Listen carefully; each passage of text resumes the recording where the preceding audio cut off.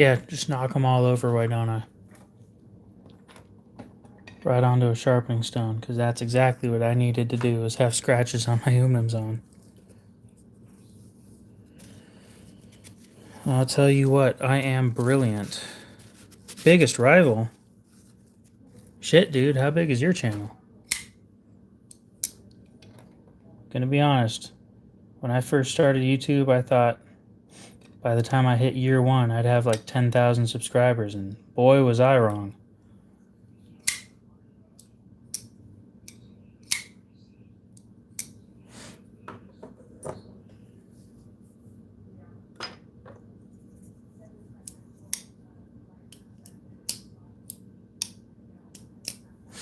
I need to get rid of this one too.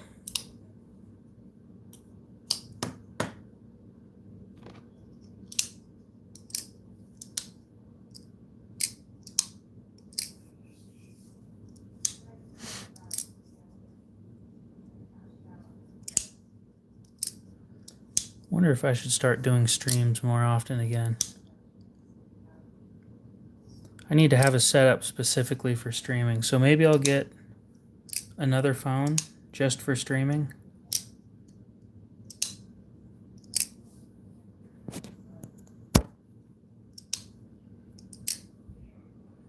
Couldn't hurt, right?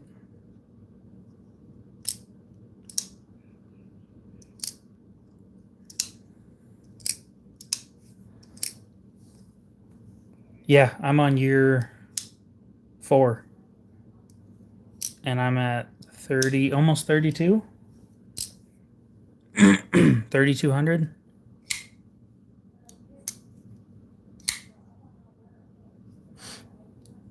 Yeah, when YouTube redid their whole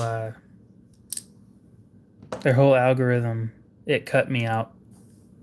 I wasn't very happy with that. So I kind of, I'm not going to say I gave up, but I stopped trying when that happened.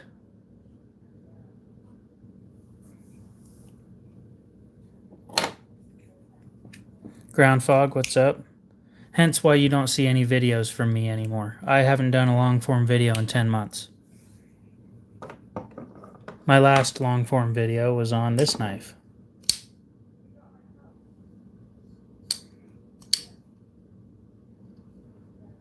And it's a great knife. It's not my favorite anymore. And it keeps on knocking everything over because of that backspacer.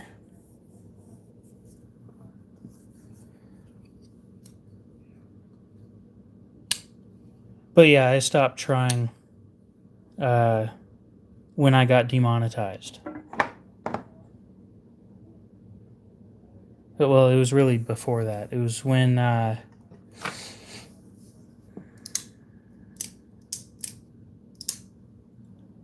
all right, well, you sleep well then.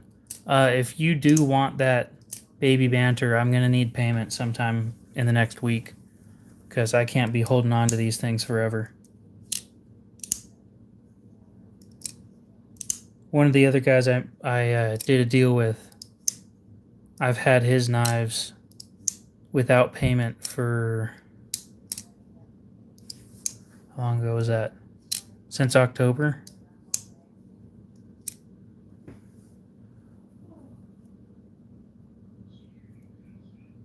Nine months. Yeah, I meant to send you a message about that. I might have forgot. No surprise there. I forget everything.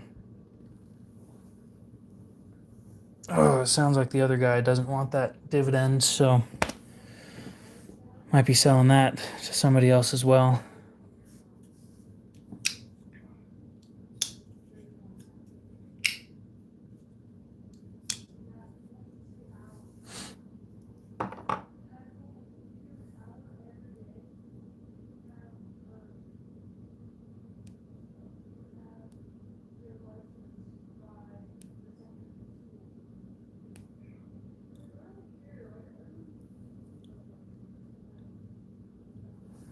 Anyway,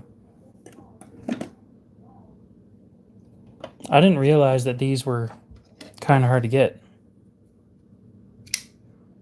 How soon are you moving?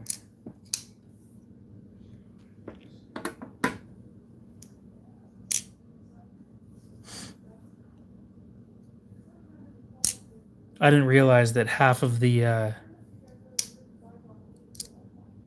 cost was going to go into shipping nowadays, because I thought shipping was still around $8 or $9. Oh, I could get it to you before 3 weeks. Almost guaranteed.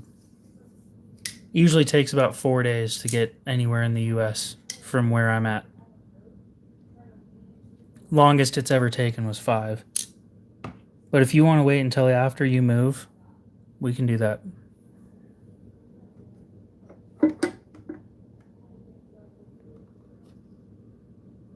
It's probably the smarter way of doing things. But yeah, keeping in contact with me and telling me what's going on is definitely better than not. Oh, so many knives. So much time.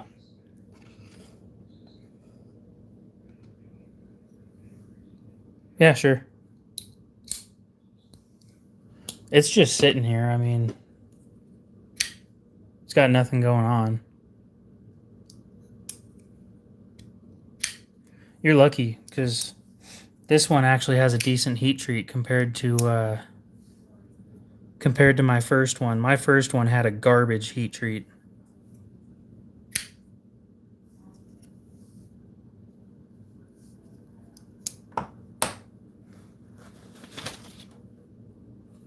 Just because I'm curious. Yeah. Yeah, that's what I thought. Still sharp. I should customize a striker. What do you mean by that? Oh, yeah. Oh, this will probably be the first knife that you've had that I sharpened. Yes, my sharpening skills are insane. How long will it hold the edge? Being Nitro V doesn't hold an edge for a very long time. So, but it strops back pretty well. So that's the benefit of it, I guess. CJ, what's up? Oh yeah, no, I don't need a striker to start a fire. Most of these aren't camping style knives.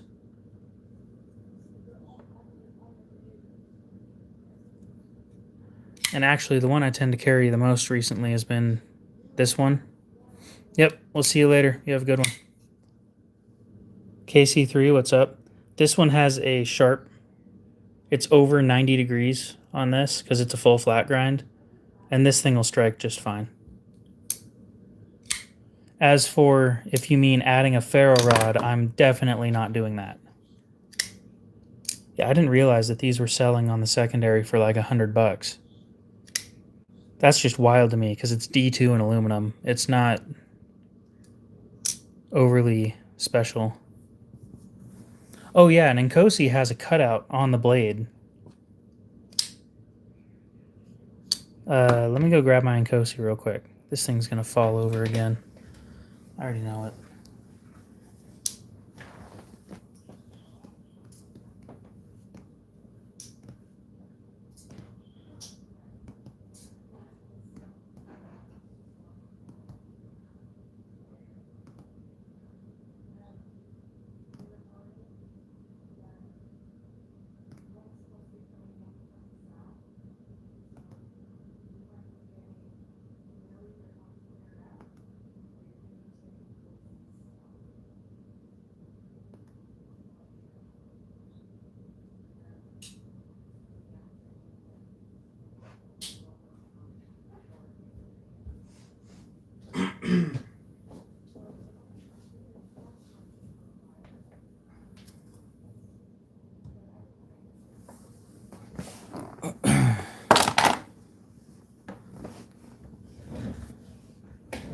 Okay.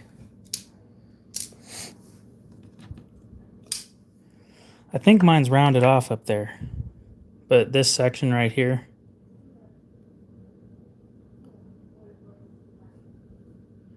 it's not very sharp.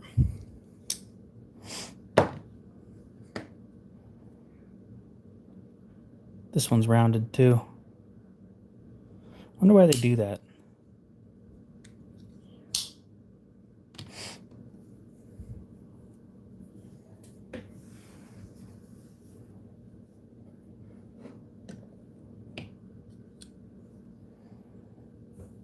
Yeah, whole blade's chamfered on this one too.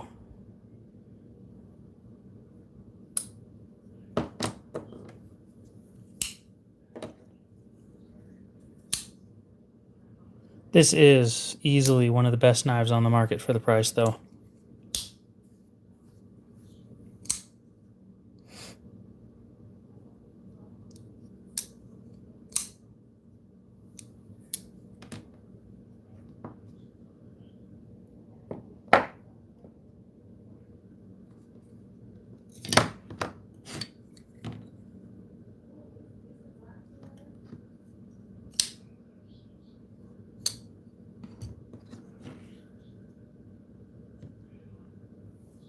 Yeah, it's a Rat 1.5 MagnaCut.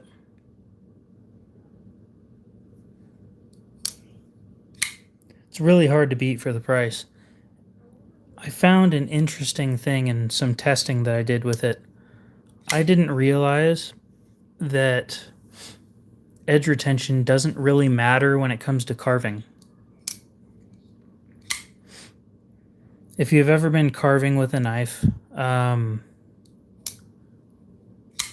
so I was carving with this thing for a solid 15 minutes, 10, 15 minutes. And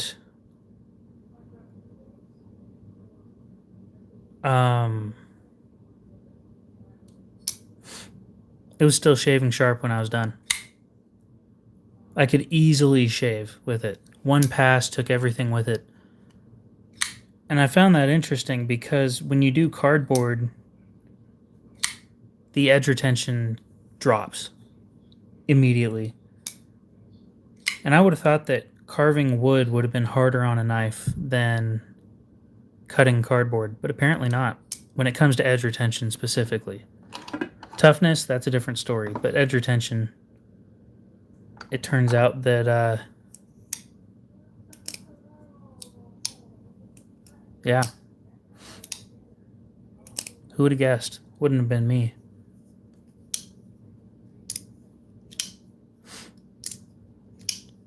So I sent a family friend one of the prototypes to use. This one is one of the ones that had issues. It had, one of the liners is bent. But I still wanted some solid testing work done on these. So he used it for a while. Obviously the yellow is a little more worn down. Wow, this looks like shit. Still looks like shit. I promise you guys, the colors are significantly more vibrant in real life than they are here on stream. Anyway, it got dirty, got some use. About 8 hours of carving with this one. Used to make a set of chopsticks and a base for it to sit on. So that's fun.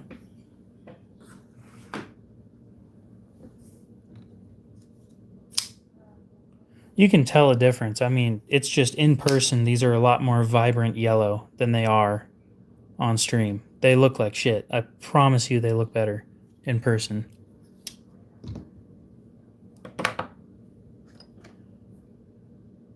It looks like this in person. Almost. Wow. These look really, really ugly on stream. I don't understand why people want the yellow ones. The steels on the prototype is 9CR. These probably aren't going to be dropped. There's a lot that needs to change on these models.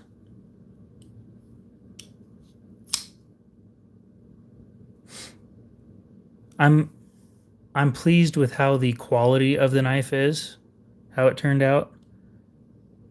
but the overall build, I just don't like how the knife turned out. I kind of don't want my name on it. I'm fine with having it on there, but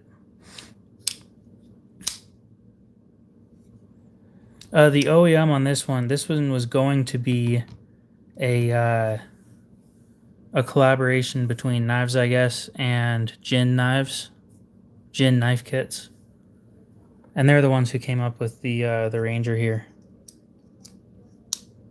which I've actually very much enjoyed this knife. Yeah, these things are heavy. It's got a 3-inch blade, I think. It's been a while. Yep, 3-inch blade, and it weighs 6 ounces. I forgot in my brilliant wisdom to do any relief cuts anywhere on the liners, so these things are heavy as shit.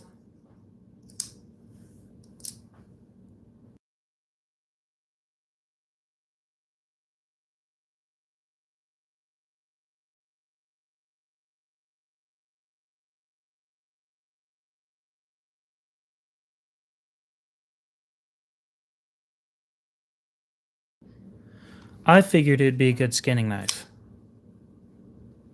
Huge upswept blade. It's not pointy. This thing would be great for skinning. It's also on washers.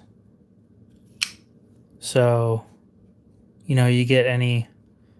You hate to talk about it, but you get any blood or anything in there and it dries, it's not going to cause any performance issues when it comes to the action of the knife. This thing needs tightened.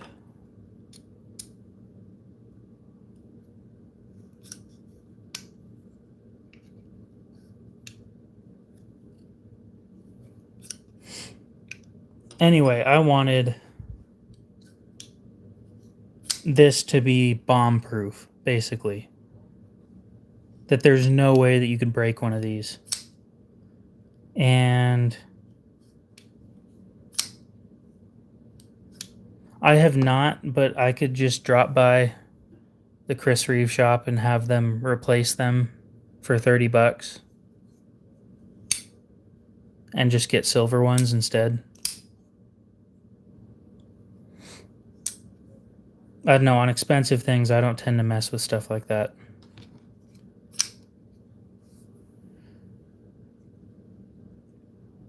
Yeah, G10, yellow G10. It's one of the only knives I've seen in yellow G10, to be honest.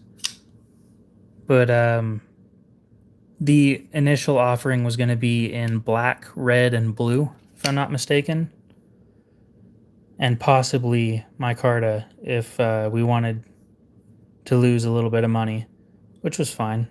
You know, I didn't do this for the money. To be honest, nobody that was involved in making this knife was doing it for the money.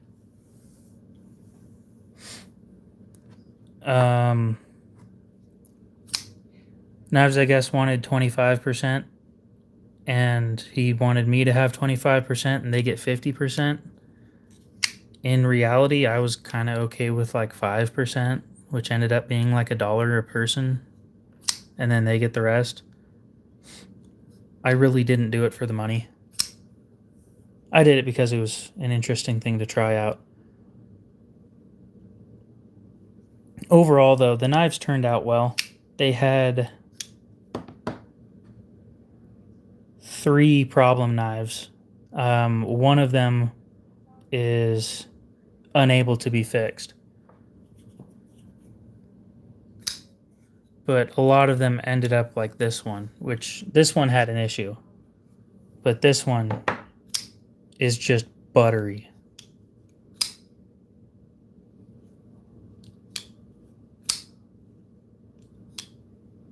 And I love this knife. This one's great. But yeah, these probably aren't going to be released, which is unfortunate.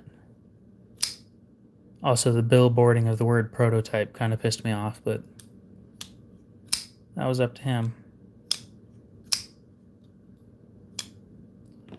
But yeah, buttery smooth. The next project I'm working on, unfortunately, I'm still not allowed to talk about it because it hasn't been approved yet.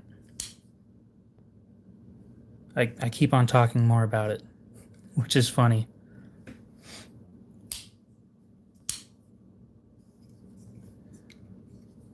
I'm trying to see how many people would be interested in the product without telling you guys as a whole bunch about it, right?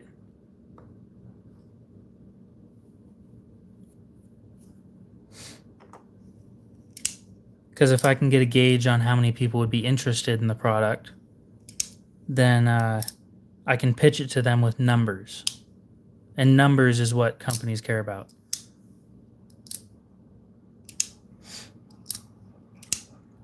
I can't talk about the locking system either. That's kind of important. I know, but let's just say it's a liner lock. 3¼ inch blade, M390, maybe D2 option as well. G10 scales.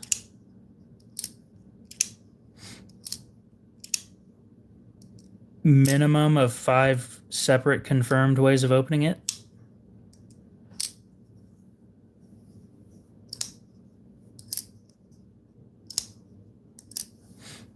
You know, 1, 2. This one you can do a reverse kind of shake it and it'll release. 3, stuff like that. Separate ways of opening it. 4. Fidget friendly is the point. Oh, I know. It's hard to determine. The problem is I haven't pitched the idea, or I have pitched the idea to them, but the higher-ups need to say that it's a good idea. I think it would be a bestseller. But with me being the guy that's thumb hole and thumb studs.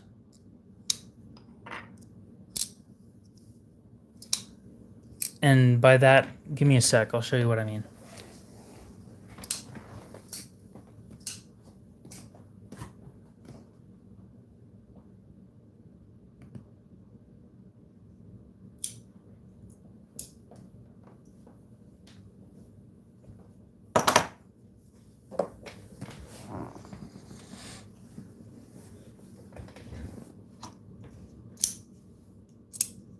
So you've got the hole right there, but you've also got thumb studs. The hope is a front flipper, a back flipper, thumb studs, a thumb hole, and I think that's it.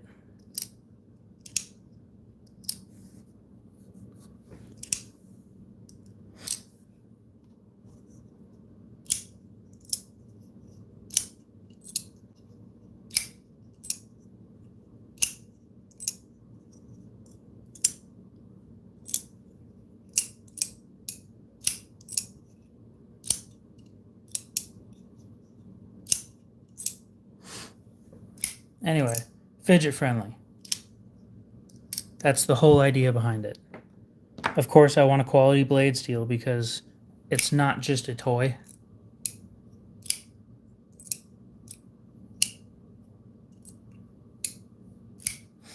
It is a tool.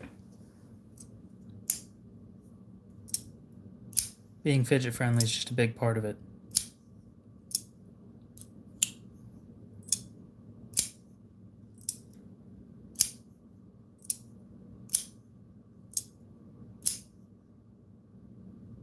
You know.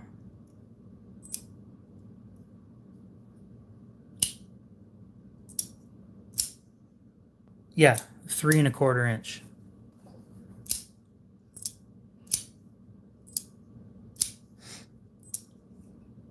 Not too big for the average person, but not too small for the guys with bigger hands. It's kind of a happy medium where just about everybody's happy to carry it. A lot of people say that these are too big with their 3¾ inch blade. But a lot of people also say that these are too small. It would be, if I can pitch it right, so this one's 2 inches. If I can pitch it right, it could come with both.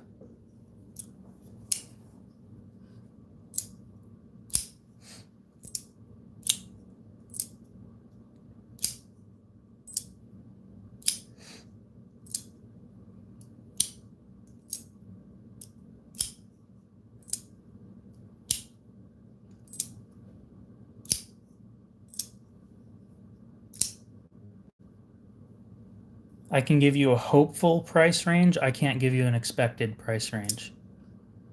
The hope is 45 to 50 if we make it in D2, and then 95 to 100 if we make it in M390.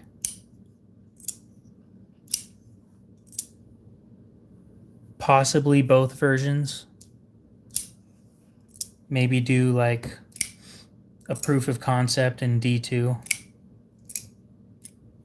And if that goes well, then release it in M390.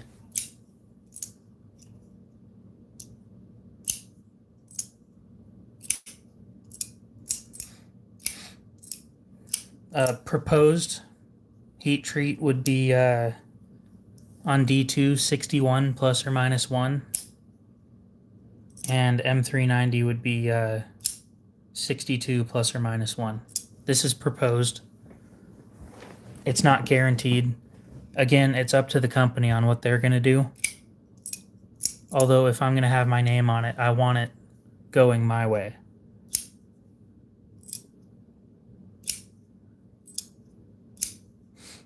Yeah. M390 and G10 or D2 and G10.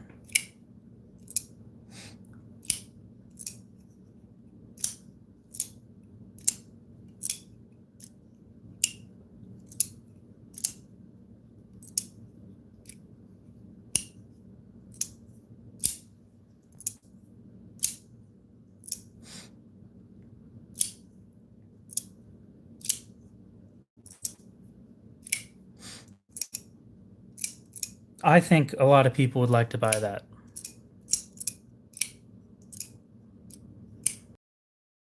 That crazy high hardness numbers like 62 to 63 is I'm not going to say unobtainable, but it's not good for the average person, where you're lacking the toughness that you could have with a lower hardness. I'm not saying below 60, because I find anything below 60 to be a disappointment, but minimum of 60 HRC. Paperclip, what's up?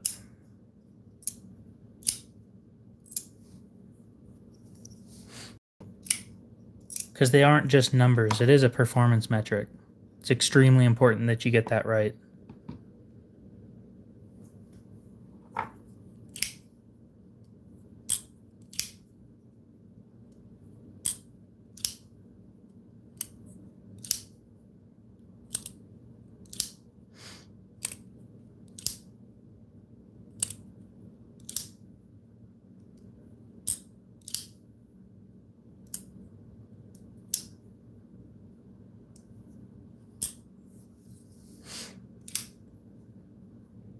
It would be fun. Anyway, we'll see if it goes anywhere. I pitched it to him like a week or two ago. I pitched it to my rep anyway. We'll see where it goes. And like I said last week, if it does go somewhere, it's probably going to take a year to a year and a half to get it into production and actually have models to show off.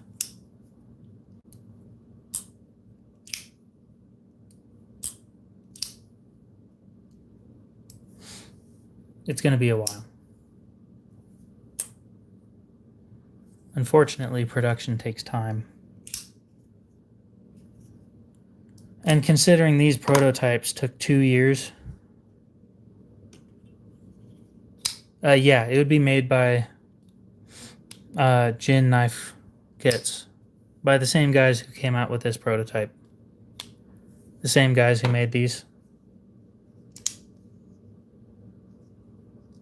Also the same guys who made this one.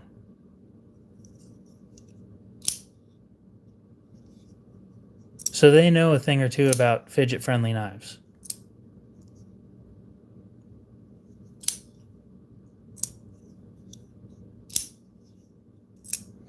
Yep.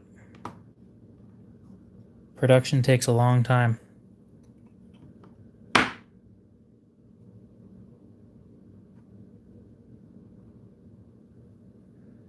Now, the fun part is convincing a company to make something without giving them any money.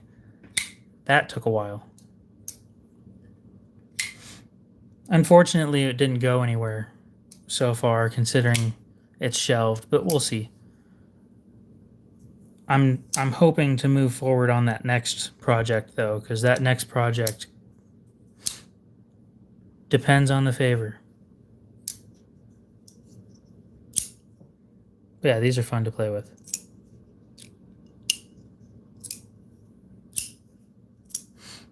Nope.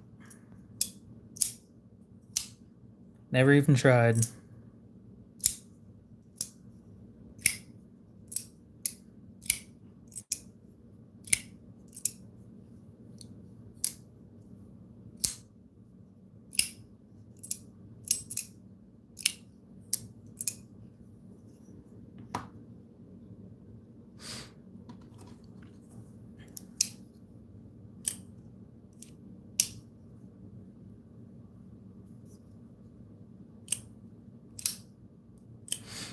So here's the thing. And this is it's not really an ask, it's more of a informing you guys of something that may be obvious but isn't really pointed out very often. If you want to see projects like that happen, supporting the company who's taking the risk on the project helps out a ton. Right? I'm not going to tell you their pricing because that's kind of a business thing. That's a business side of things that you guys don't really need to know. But buying knives like these to support the company that may come out with a project of mine helps me out and helps them out. I don't expect to have a huge financial stake in that next project. Like I said, I'd be happy with 5% of profit, mind you, not total net income of the product. I might get $1 or $2 off each one. I just want to see it in person.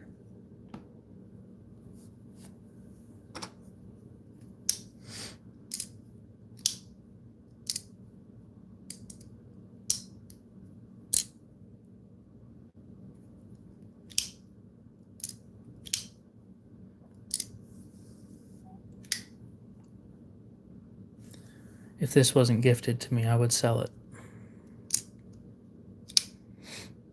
I'd sell this and put that money towards something else. Another knife, probably.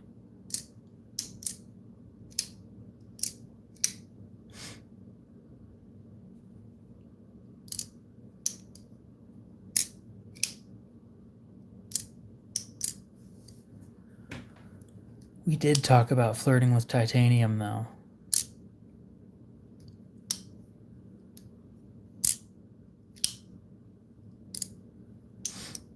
We had a pretty lengthy conversation about grade 2 versus grade 5 titanium.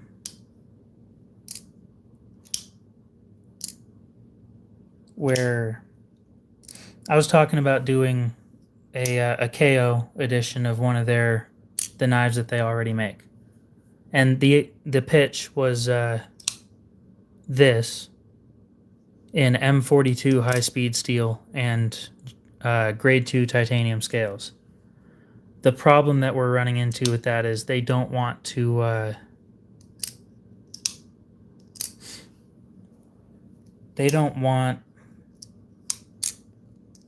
be the test mule of a new steel. Right? Almost nobody uses M42 as a blade steel because it's brittle.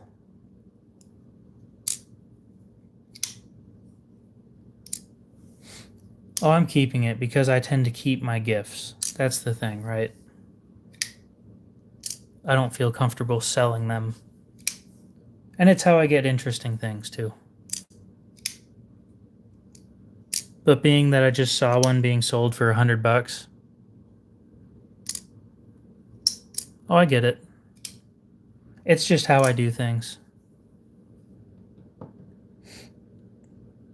But yeah, the pitch was this model in M42 high-speed steel and grade 2 titanium scales. The problem that we ran into was they didn't want to be the test mule for M42 high-speed steel. I said that's fine. And then now I went back and forth with them trying to come up with another steel as an option. The steel I landed on was either CPM D2 or M390. Now, I ended up choosing M390 because it's significantly more common and pretty easy to come by. CPM D2 isn't super common, and frankly, it's not completely stainless. I know CPM D2 is good, it's just M390 is testably better.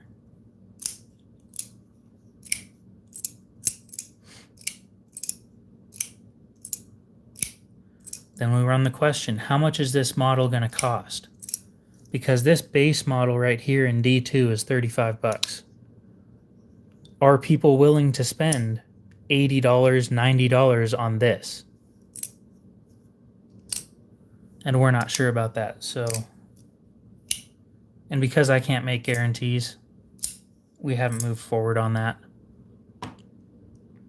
These are just proposals that I come up with. I don't want to use CPM 154. I don't think it has the edge retention that I want. Which is why I picked M390, because M390's on the verge of moving to where the average person isn't going to be able to sharpen it. I've heard good things from just about everybody who's had M390, that they can sharpen it relatively easily. But if you move anything further than that and people start complaining. Proposed heat treat is 62 HRC plus or minus 1. So you get 61 to 63. That's my proposed heat treat. Whether they choose to actually do that is up to them.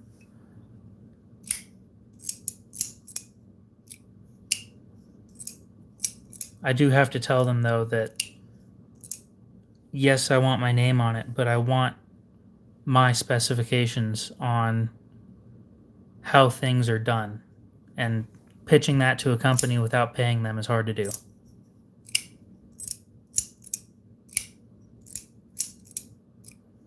It is a super steel, but it's just barely, in my opinion. It's a 6.5 in edge retention on Laren Thomas's website. It's got 20% chromium. So that stuff, if you rust it, then damn, you're sweaty. Or I've only ever seen M390 with rust on it once, and I own it. It's 20 CV, but it's the same thing.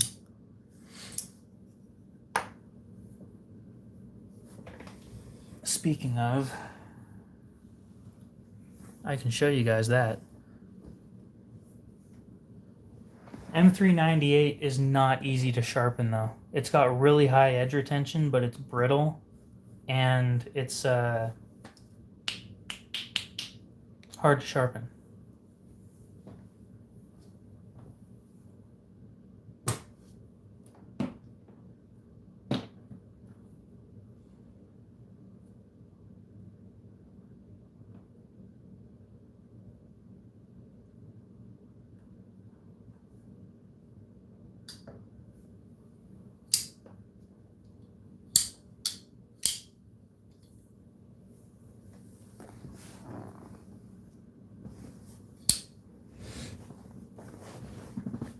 Vanax is extremely expensive.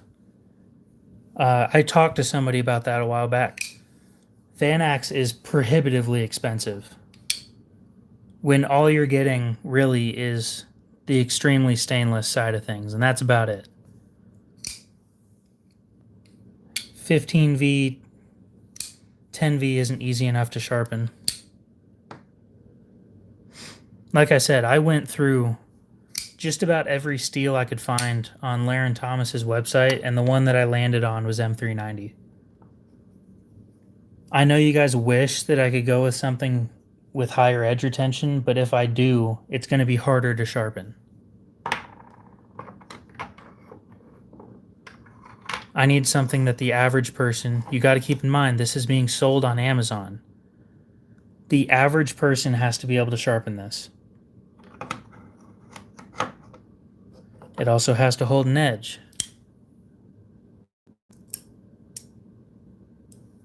Toxic, what's up? How's it going?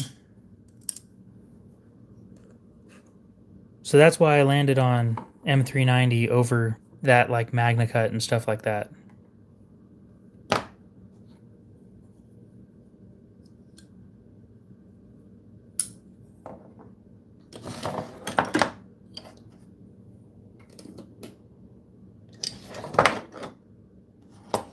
I want to show you guys something.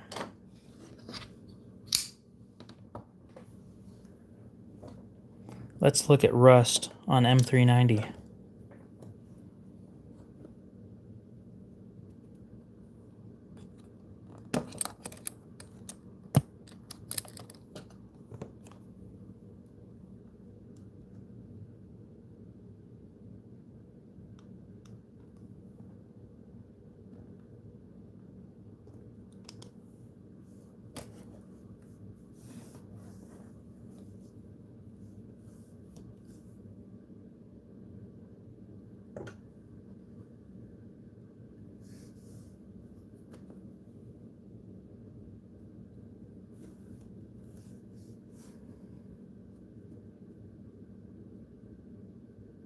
Is there an app? Let's see.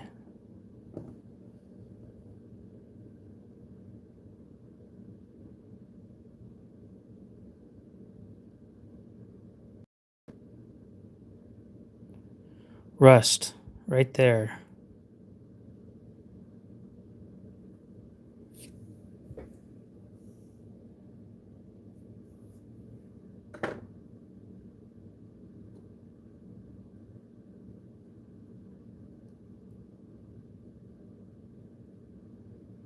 There's some more.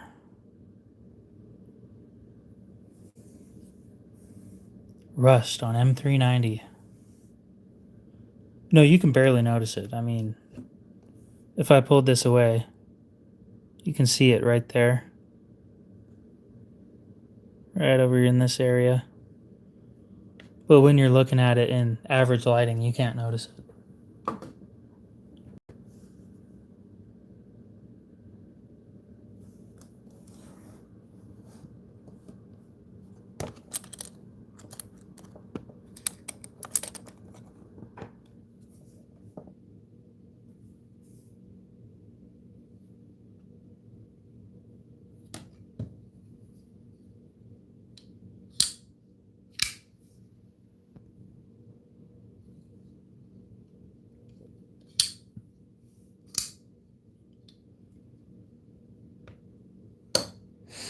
I did not sharpen this knife. DT did when I sent it in.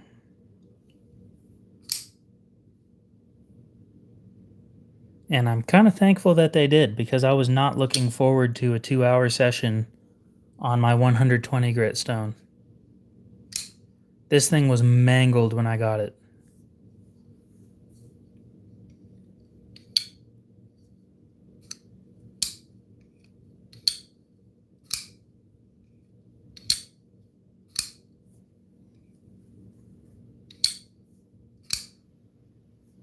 I mean, it's sharp enough. Not that I'm going to resharpen it just to fix what was going on, but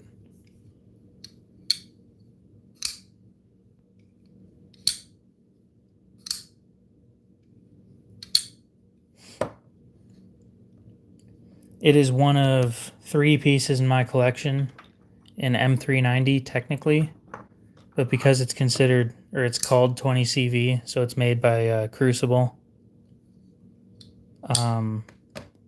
It's my only piece in 20CV. This little guy's in M390. It's poorly heat treated M390, but it is M390.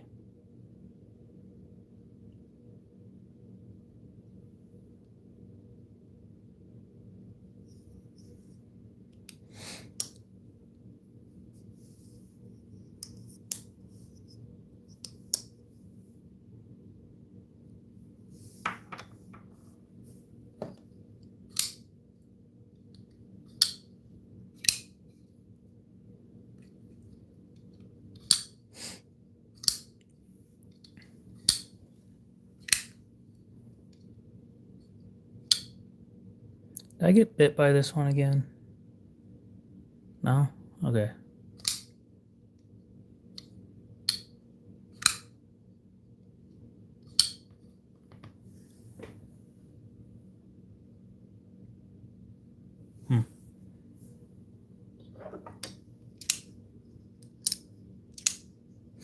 I don't like 14C. It doesn't hold an edge long enough.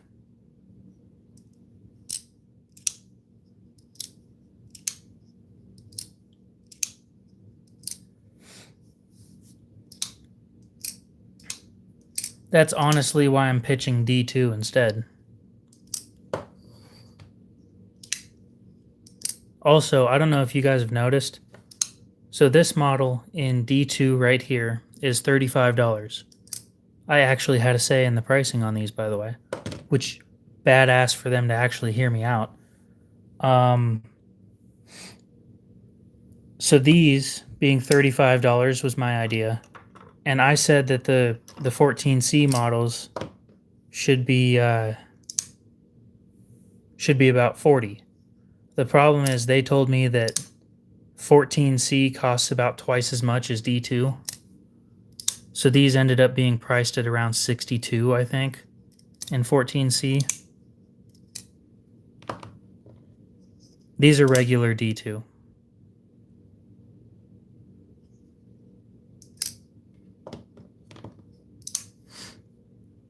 So 14C is not an option when it comes to anything that I design from here on out. Because all you're getting is toughness. You get decent stain resistance, really good toughness, but almost no edge retention.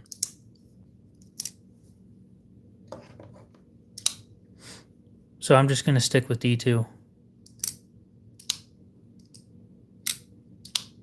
And these touch up really nicely, by the way.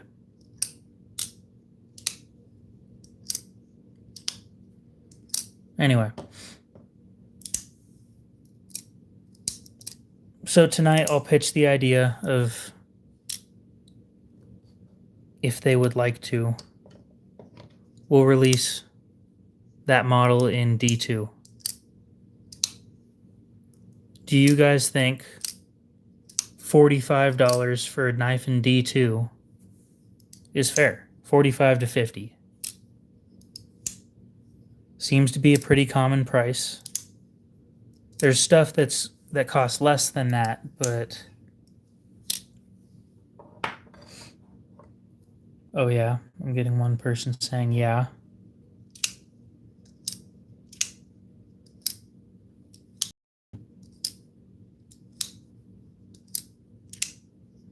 Oh, that's fair. I prefer high edge retention steels, so I'm very happy with things like Maximit, Rex 121, stuff like that. That's just my bread and butter.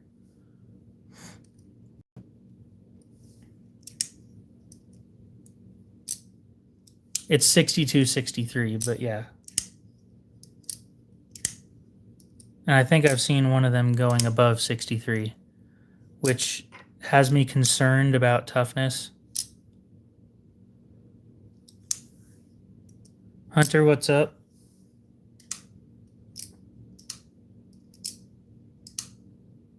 Good.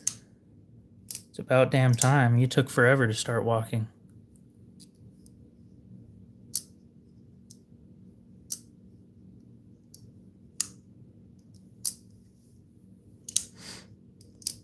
I like a knife.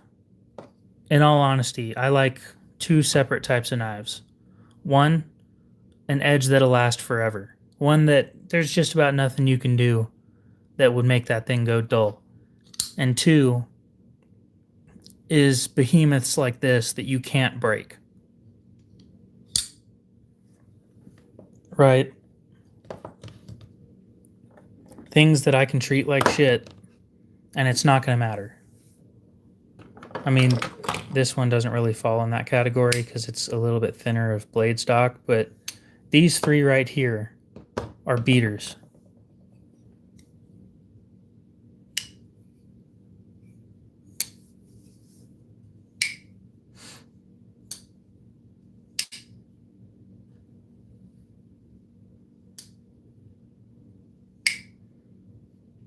Yeah, you should get some Loctite, some blue or purple Loctite.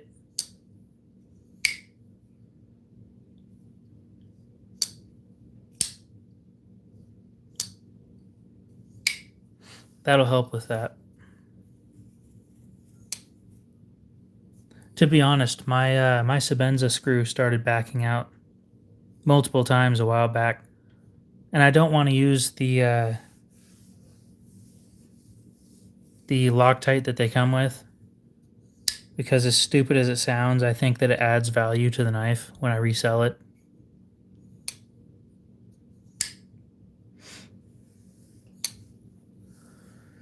And don't get me wrong, I didn't think that I was going to be selling my first Sebenza, but yes, I do use super glue, but I recommend the average person use Loctite because you need to clean or you need to prep the area before you use super glue, and you have to use a very, very small amount.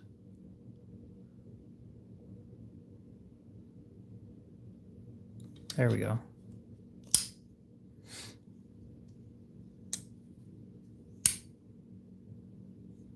If you use any more than like one tiny dot, what ends up happening is it actually happened to my Nkosi here. I put 3 dots of super glue, and it took holding this with a breaker bar on it and using my ratchet with a breaker bar on it to break it loose.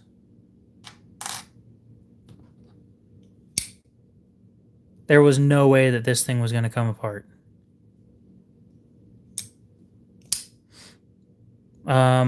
I actually think I did some damage to the Allen key too.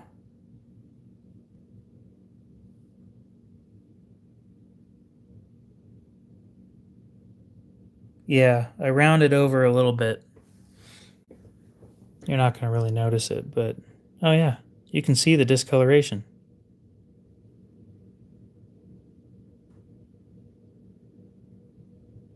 Right there. And it's like that all the way around. And I'm sure I damaged this, the hardware.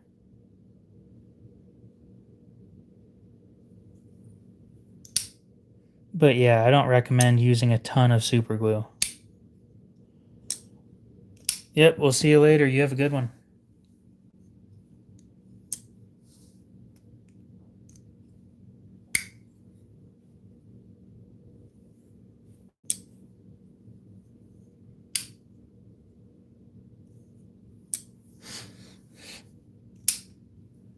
Oh, one of the best beater knives right here.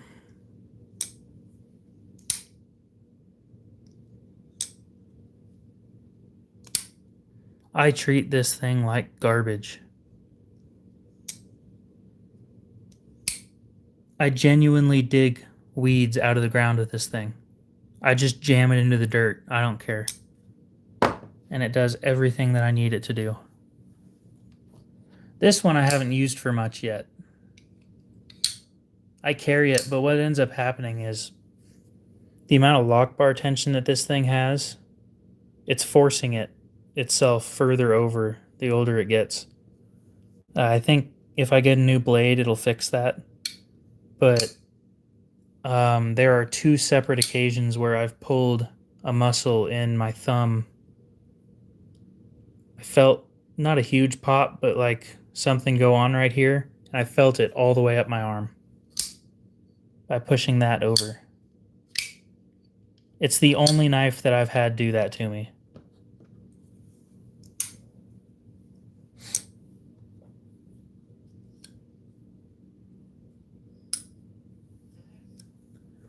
So I think it definitely needs a new blade before I can carry it on a regular basis.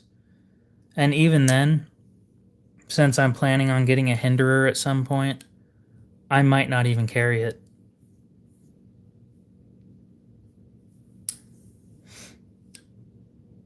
The thing is, I've dumped so much money into that thing that I might as well get a new blade for it. Because if I don't, then, you know, I've already purchased the knife, which was $170 plus tax. And then I replaced everything else on it. And that was expensive. That ended up being 40, 80, 90, $98, which rounds us up to $250, I think, somewhere around there. And if I get a new blade for it, it's just going to cost like $20 under a new knife. Plus the amount that I've paid in shipping, it totals out to about the cost of a brand new one.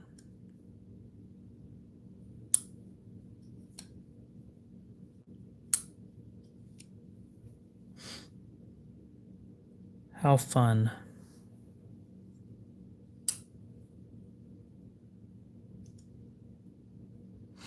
Stever, what's up?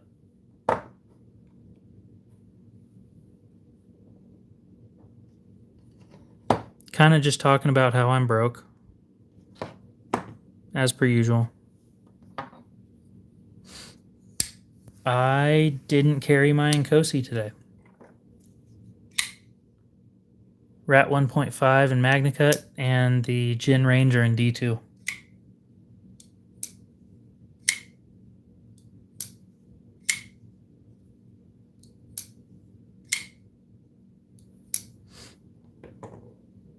Speaking of, I think I'm going to put a tiny bit of super glue on this one.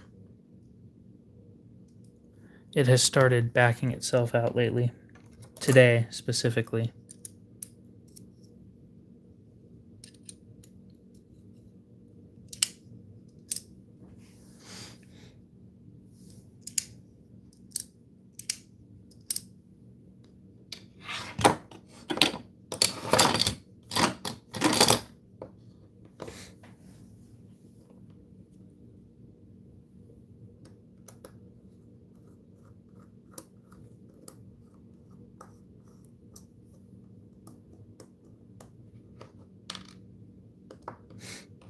We got a giant mouse in the house.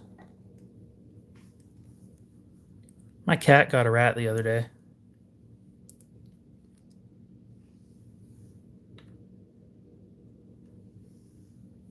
But yeah, I don't think I've ever seen one of those.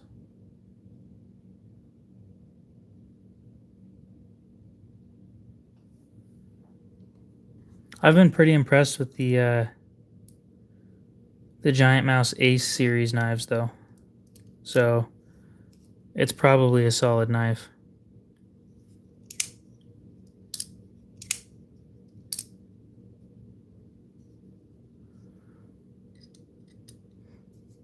There's a rat infestation going on here right now.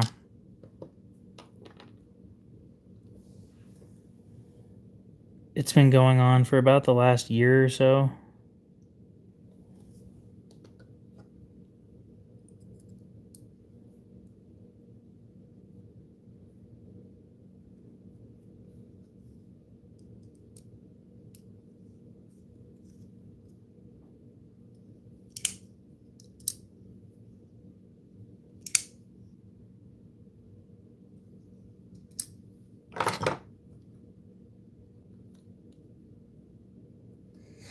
I wouldn't mind some more S90V in my collection. I actually pitched my original pitch after M42 was shot down for my collaboration with them was S90V, and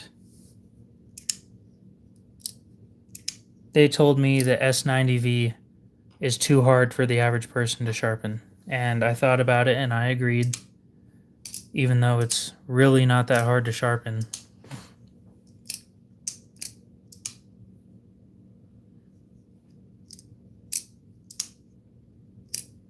I'm going to be honest, just about any knife you get nowadays for 20 bucks is going to be fine. I just have high dollar preferences, so.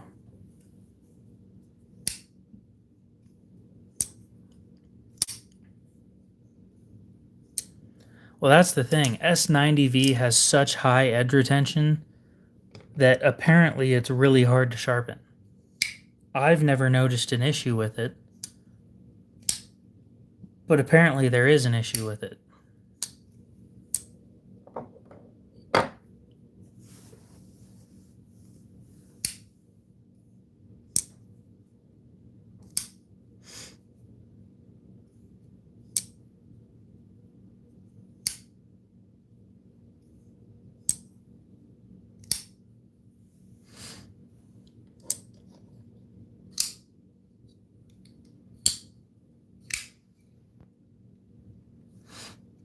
I've never had an issue with any steel.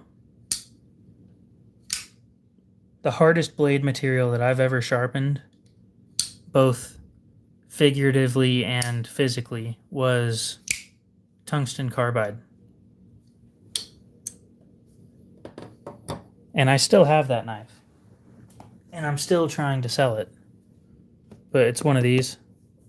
It's a Sandrin Torino. And I sharpened that with diamond lapping films. Hello from Leatherman, USA.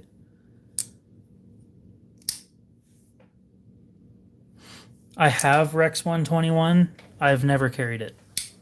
I wanted to do edge retention testing on it before I carried it. And I just never got the materials for it because I know how much it's going to take.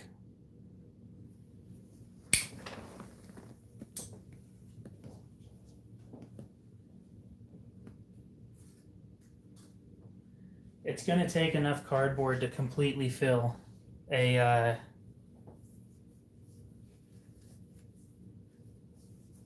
recycle bin.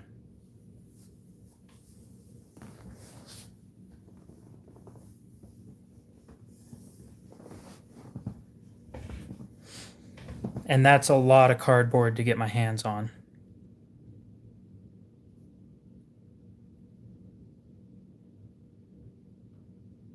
My other phone froze.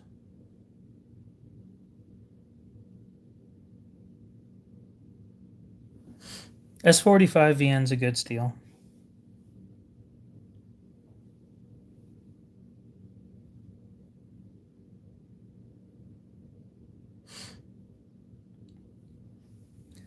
Apparently it has better edge retention than MagnaCut, but it's not as tough.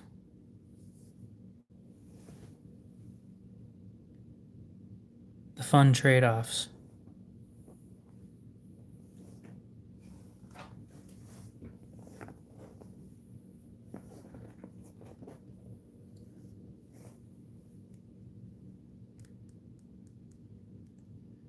Just for shits and giggles, I want to see.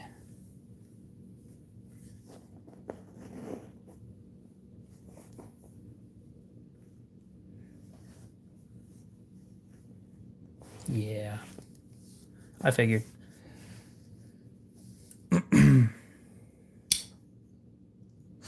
Now this thing took a wicked edge on that. I was surprised that it was as sharp as it is. Especially from me freehanding it.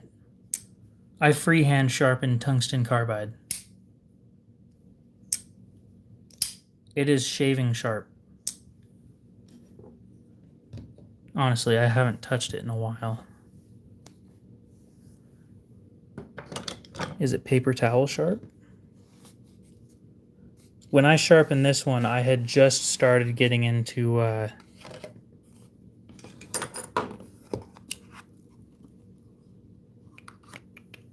what's the stuff called? Diamond emulsion.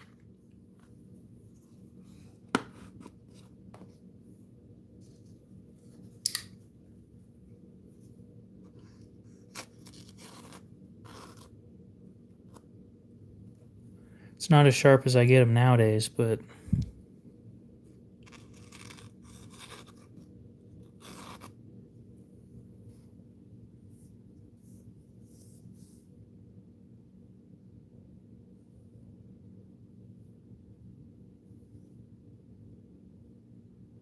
can you blame me for getting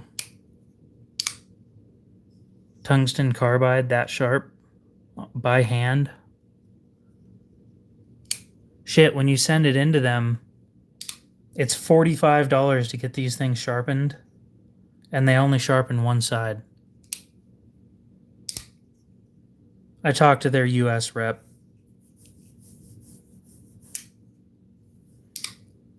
The Victorinox Swiss Champ is my second knife ever.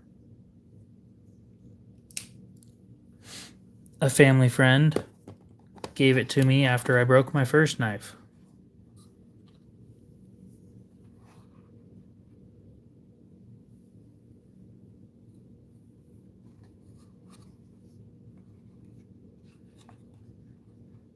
Anyway, if anybody wants this thing, I'd take like $220 for it.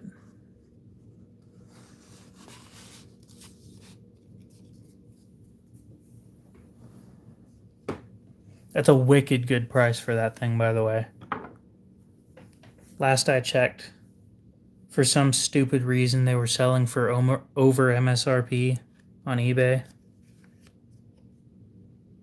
People are morons. It's a Sandrin. Unless you're talking about the Swiss Champ. But I doubt it.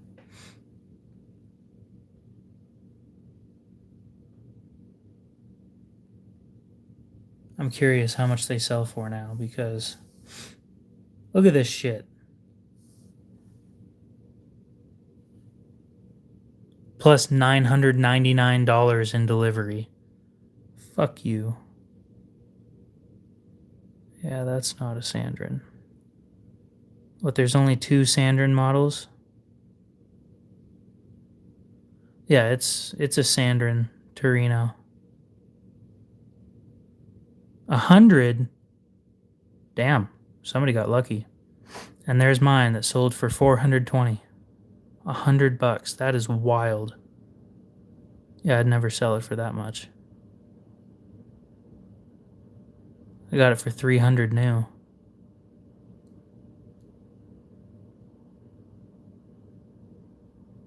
$420. Are they even available? Now I gotta check this.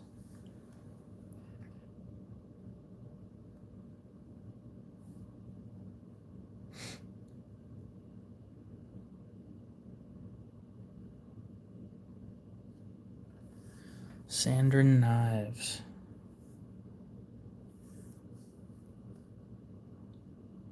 Oh, they came out with a new model. It's pretty fugly though. $600?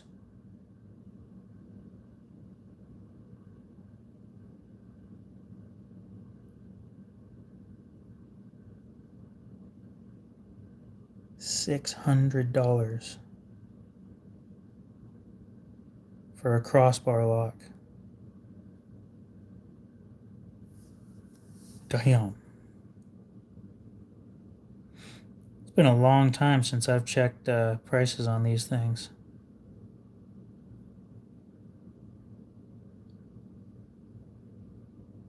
Oh, they're out of stock. Okay, last time I checked, they had like 13 of them.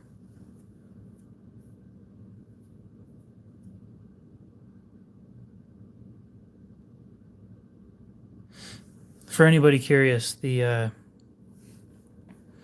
Roma is what I was talking about. This thing is $600.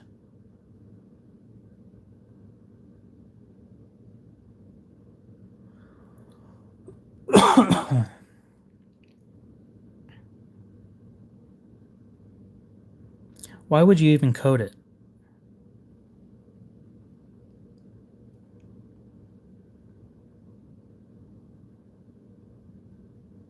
There's no need for coating tungsten carbide. It's not going to rust. I haven't seen a whole lot of Real Steel knives. I've seen a couple of their knives lately that I find interesting, but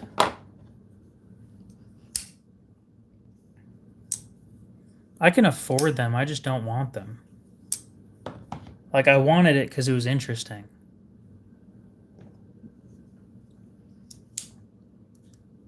But I was opening a package from Kershaw. You can't scratch tungsten carbide. Come on. What are you going to find that's harder than tungsten carbide in your everyday life? Next up is maybe a diamond ring. There's no way. Yeah, what I ended up having happen was I was opening a package, right? And as I was opening it like this, there was a pocket clip right here in the package. And it destroyed the whole edge. You know why it destroyed the whole edge? Because I noticed that it didn't cut all the way through the package, and I went and did it again. Fucking mangled that thing. Sharpened it back myself.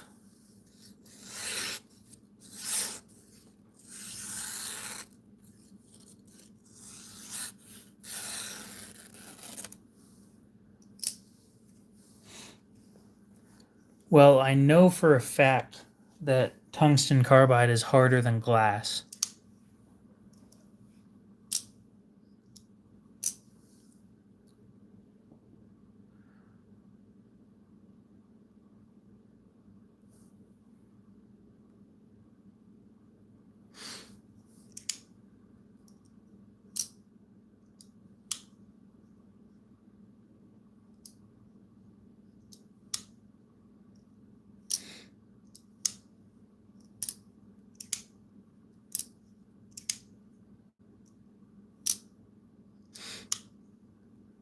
I guess I don't often think about rubbing my knives against rocks. But yeah, I could see that happening.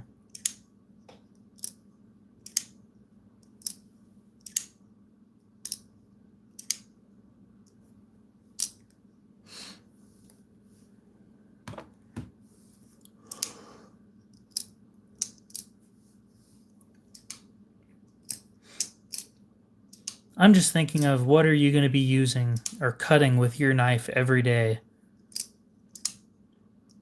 that you're going to be needing scratch resistance for tungsten carbide.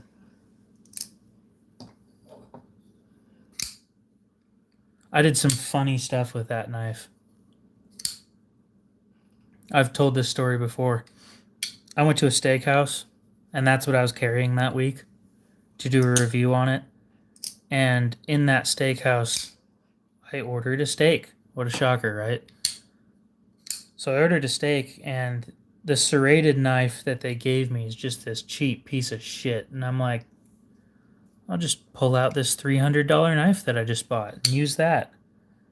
So, you cut into the steak, and of course, the tip of it touches the plate. And you're kind of concerned about it. But I did it like this, and like this whole center section of the blade was against the plate. And when I went like that and did it all the way across, the plate had a scratch on it and the knife was fine.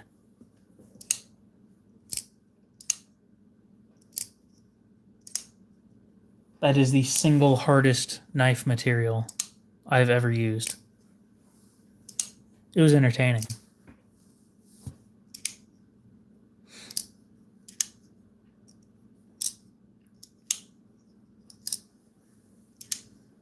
It was really, really funny. I didn't think that was going to happen. Made me respect it a little bit more, though, especially with how thin it is.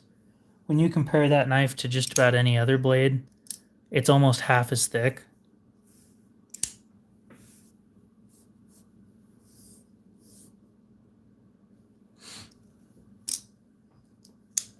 Apparently, Chris Reeve does lawnmower sharpening. I didn't know they sharpen lawnmower blades. But yep, they do.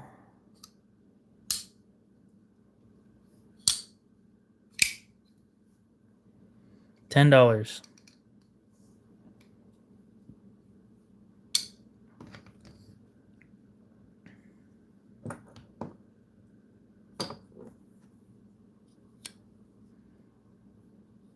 Oh, I finally figured out or fixed the engraving ink that I did. I'm debating on doing it to that spot too, but there's almost no point. Because that stuff touches your hands all the time. The other two spots don't.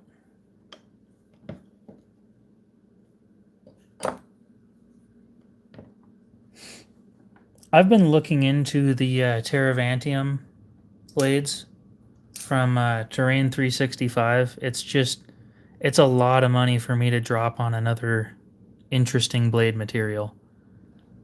I dropped it on that Sandrin and I wasn't impressed with the knife overall. It's still a decent knife, it's just not for me because I like frame locks. I wouldn't mind trying it, but I'm not going to pay full price for that shit. $300 to $400 is a lot. I was looking at them last night too.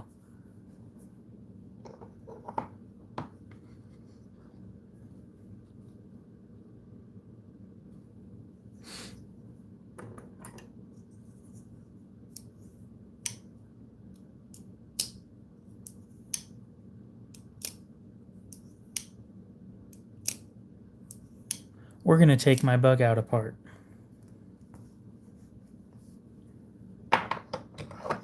Because I am sick and tired of this lock stick that it's been giving me ever since I replaced the springs.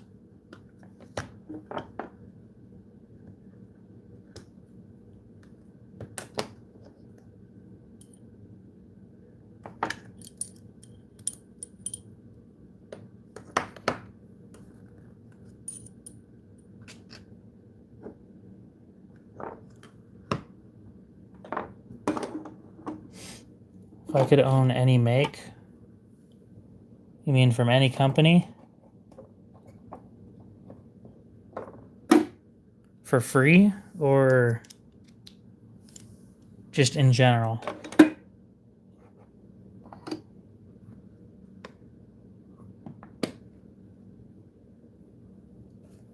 Give me some stipulations. Like, do I have to keep it, or like a knife I would keep, or a knife I'd go and resell, or something like that? I'm assuming a knife I would keep. It would make more sense that way. Algorithm read your mind? Imagine that. It tends to be pretty good at that. Yeah, so the torque driver set is from Harbor Freight. It's $40 with a lifetime warranty, and I've used that lifetime warranty once already. A Grail knife. Well, top of my list at the moment is probably something from Holt, because the action on his knives is just amazing. But I've been thinking about it, and a used Grimsmo Rask, I know I planned on getting a brand new one, but a used one that's beat to shit so that I can replace the bearings with washers from Skiff.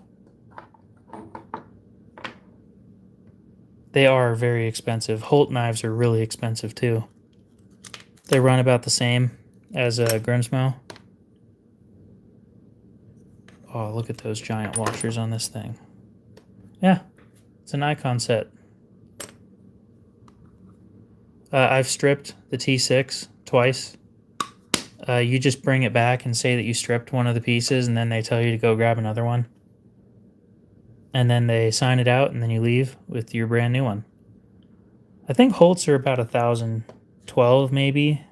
It's roughly the same as a Grimsmo. At least that's what it seems like on the secondary.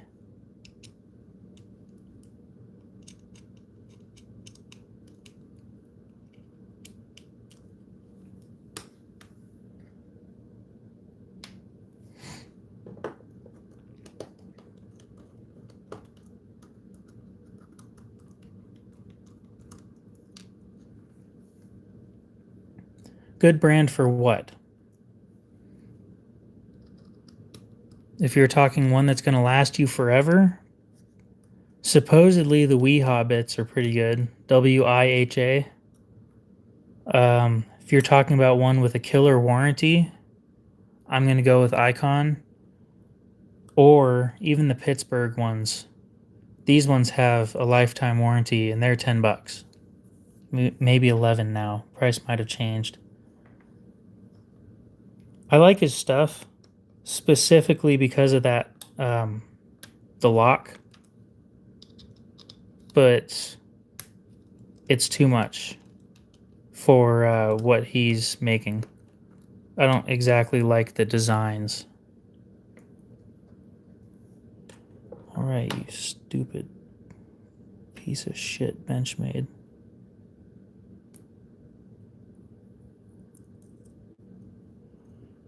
Causing me all sorts of issues. Can't fidget with my knife anymore. If you keep being a piece of shit. Oh, they're definitely cool. I just don't like his design style. It's not for me. I might go for a... who makes them in Idaho City? Who was that? A Hawk. The thing is, with Hawk, they don't make anything that I'm overly interested in, other than the Talon. And the Talon, I grew out of wanting one of those. I grow out of wanting knives very quickly. Yeah, no problem. Happy to answer any questions that I can.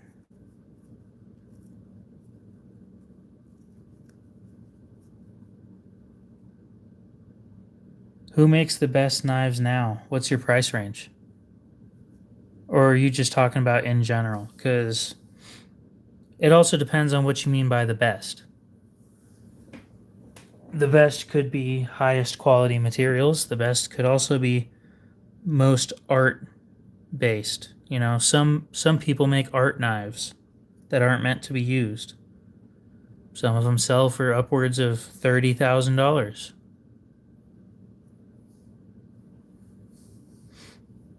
It all depends on what your price range is.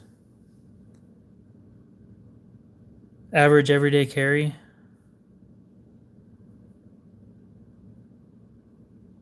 Okay, so average everyday carry for like a good knife. I'm gonna push you towards this. $100. So Rat 1.5 in MagnaCut. If you want to take a step up, just about anything from Zero Tolerance is okay. They're pretty good. They've got great warranty or great parts repair service too. Next step would be something like Chris Reeve. These ZTs are in the $2 to $400 range. Next up, Chris Reeve, $500 range. Koenig, if you want to go between $600 and $900. Grimsmo, if you want to go between $900 and $13.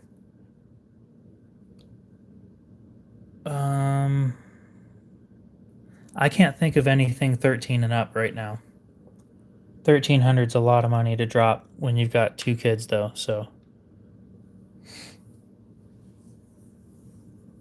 I mean, it's your money, but yeah, if you want a good knife, the Rat 1.5 is going to treat you just fine.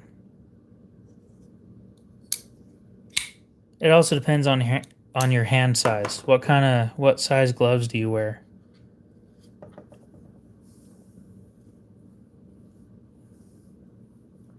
I think that the Rat 1.5 is probably the perfect size for the average guy. So if you've got pretty average size hands, then it'll fit you just fine.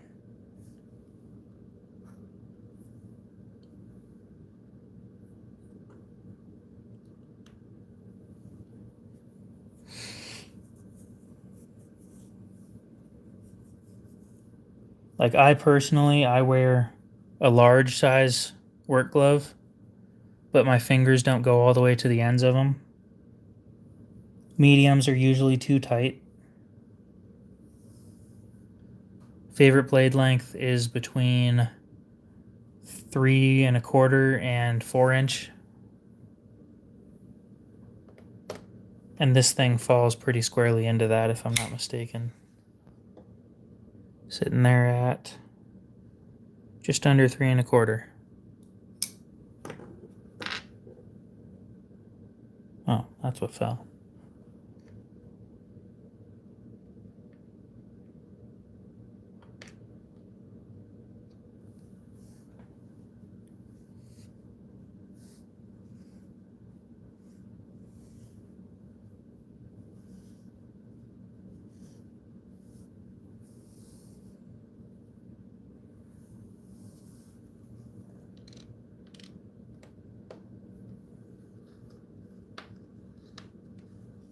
Gimme.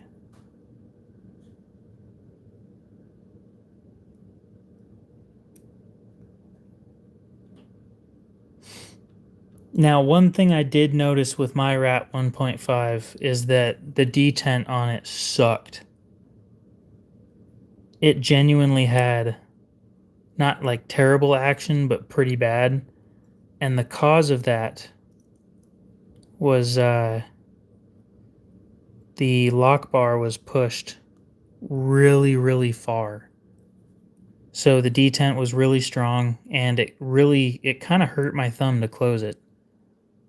And I'll teach you what I did to fix that, just in case you do end up having that issue. I think it's important to know how to fix your knives and tune them to your preferences. So give me a sec to put this piece of shit back together, and then I'll teach you how to care for your Rat 1.5.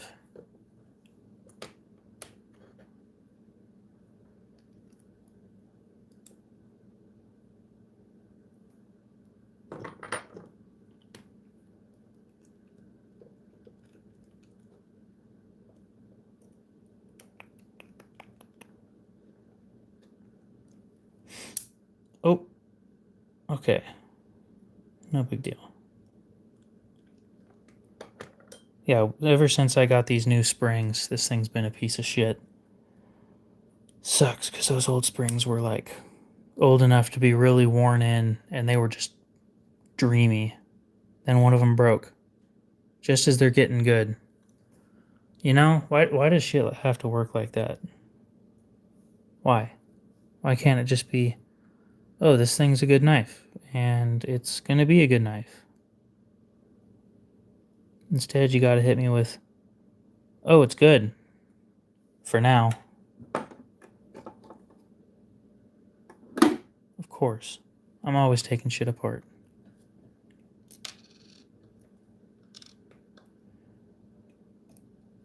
But you know I figure this stuff out for you guys. I mean, partially for me and my abhorrent addiction to buying more and more knives, but it helps you guys learn about these products that I complain so much about.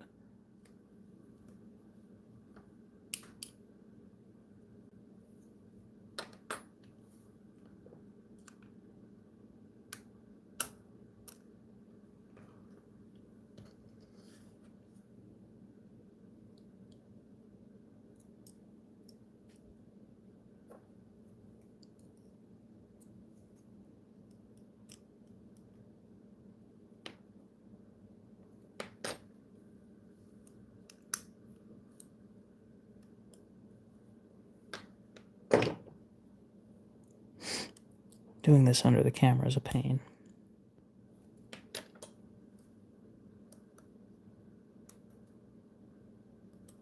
There we go. I can break one down. Do I have an out the side auto? Do I? It's been a long time since I've owned an auto. Shit. I don't think I have an auto. I know how to. It's been a long time though.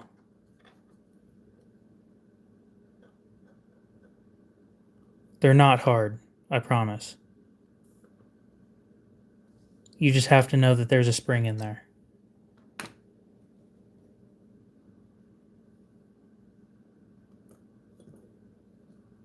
Out the side knives aren't my favorite. I don't actively stay away from them. I just don't find any that I'm very interested in.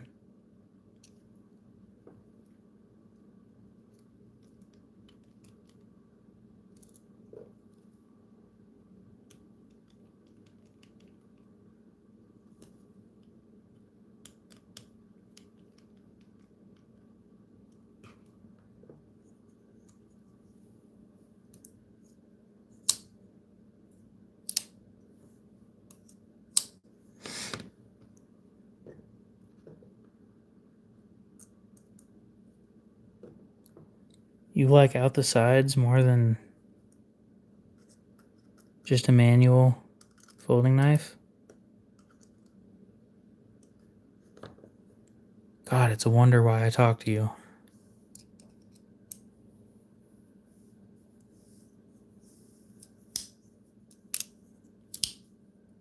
It's almost like we both have a knife problem.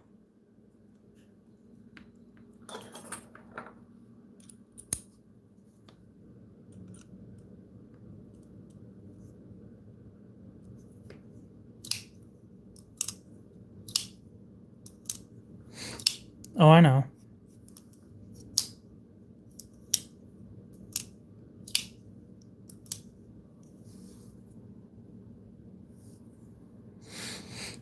Okay.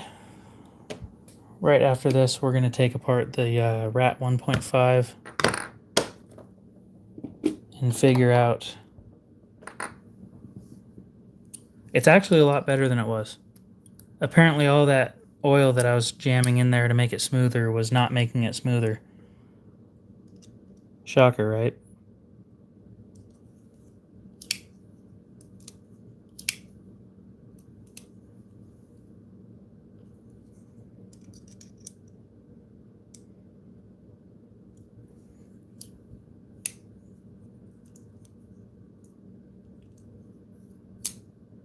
You guys ever wonder how that happens?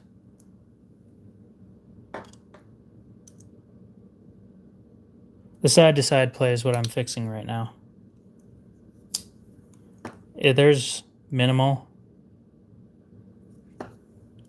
And when it's open, it's not very bad.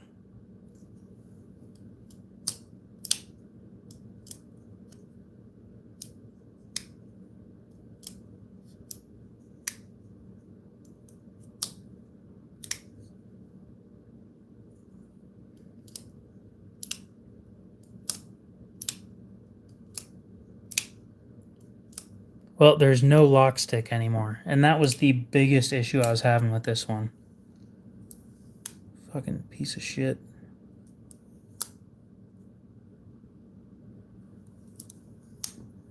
It is kind of thin. I want that drop shut action I used to have.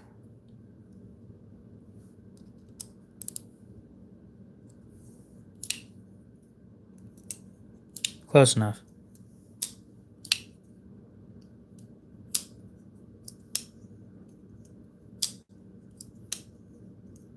This stuff's hard to do under a camera with my left hand. Okay. Actually, I still have the right tools already. It's hard to beat when a knife just drops. You know how hard it is to beat a feeling like that? it's really hard to do it good with a knife on washers, especially the huge washers that I have in this one.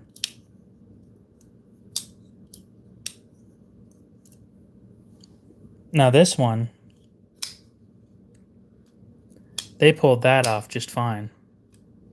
There's no blade play on this knife. And it's on washers. My thumb got in the way on that one. This thing is buttery. They did an amazing job on this one. Keep on smacking the edge onto my thumbnail. Okay. Now back to this one. I just tuned it too.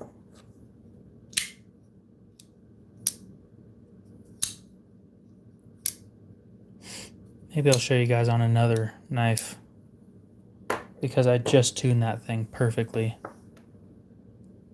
I really don't want to fuck that up again. So here's what you're going to do. When you start on your knife, you're going to look at it in this direction. You want to see how far over that lock is already engaging with the blade. Right? So when you flick this thing open and it locks, wherever that lockup stays, you don't want to bend it further that way than it already is. So I've looked at it. Now we're going to take it apart. Now these are adjustable. There are some knives, frame locks specifically, where you really don't want to do this over and over again.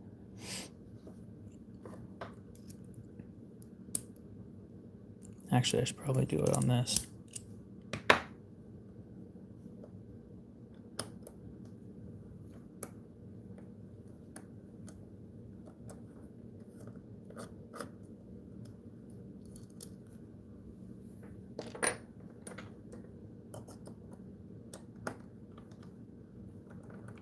Now this one has an oddly strong spring when it comes to the liner lock. So that's why I'm picking this one if I'm going to change any of them.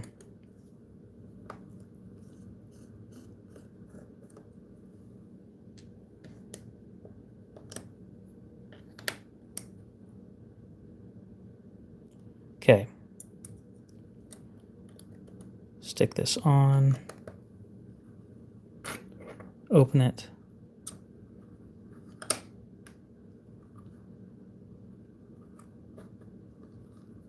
And see where it sits. Okay. So I want at least that distance.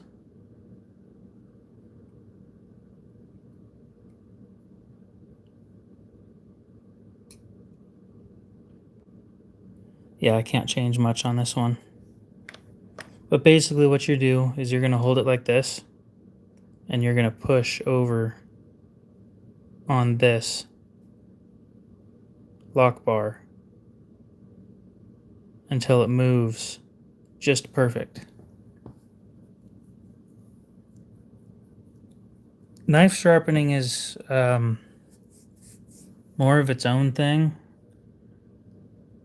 It's not, unless you don't want to do freehand, then I guess affordability isn't really in your cards. It's either you learn how to do it freehand, or you buy something like, I think it's a Xarlik, Xalrik, or Xarlik, something like that. It's a fixed angle sharpening system. Or a Worksharp Precision Adjust. That one had some issues that they updated in the Precision Adjust Pro. But the Precision Adjust, I think it's like $100, and the Pro is $250. It's been a while since I looked. I don't buy those things, so I can't give you like a guarantee on how much they're worth.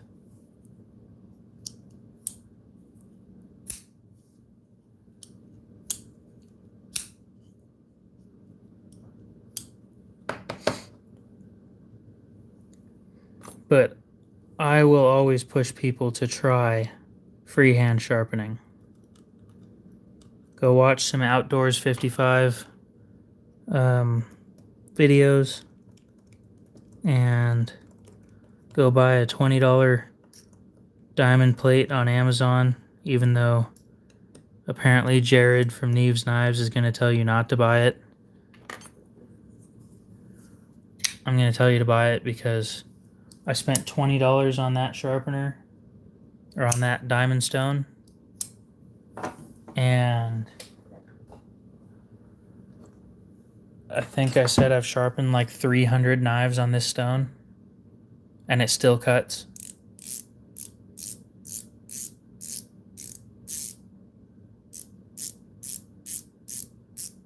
So if it's good enough for me, then it's good enough for anybody else. I do professional work on that shit. People pay me to sharpen their knives with the $20 diamond stone.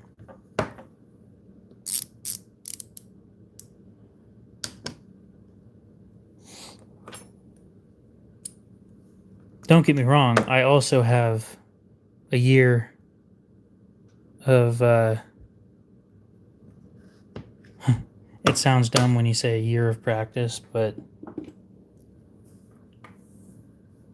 like 130 hours of sharpening practice plus, maybe around 150. So, active practice, trying to get better. And I'll be honest, I think I've gotten a little bit complacent lately. I don't practice very often anymore because everything I have is already sharp. You know, I don't actively try and dull my knives so that I can sharpen them again. Because then you're just sitting there hurting your knife to practice.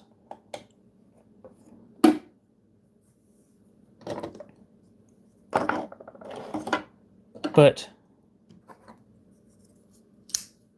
that's what these are good for. They have really, really shitty steel. So for you to have any chance of getting a good edge on them, you have to be really good.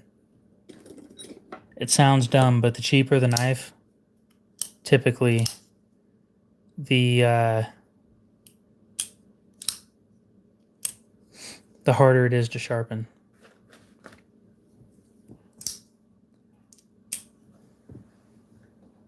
I think I only have like 1 or 2 knives in Damascus because I prefer a quality steel that I know the name of.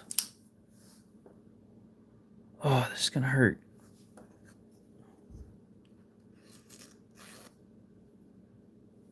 Yeah, this is gonna hurt.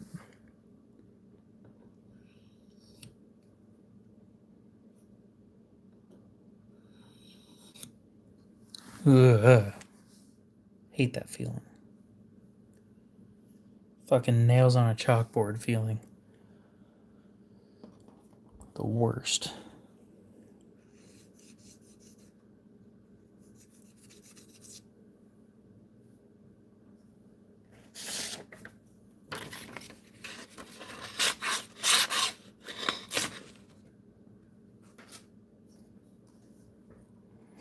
So it begins.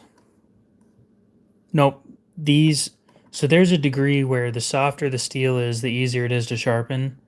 And then you get to the point of this, where the softer the steel is, it gets harder to sharpen. You're right to a point. And that point, my guess is roughly about 57. No. 56 HRC, and any lower than that, it becomes harder to sharpen instead of easier.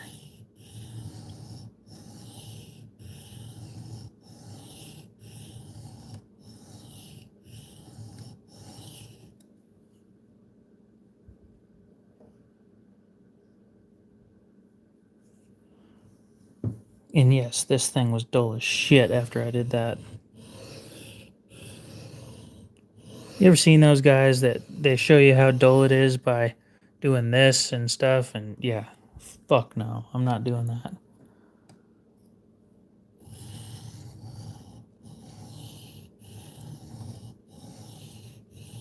I've learned myself the hard way that a dull knife is unpredictable. It's not more dangerous, it's less predictable. I think it's a $7 Ozark Trail now. Back when they came out, they were like $5, but I think they upped the price.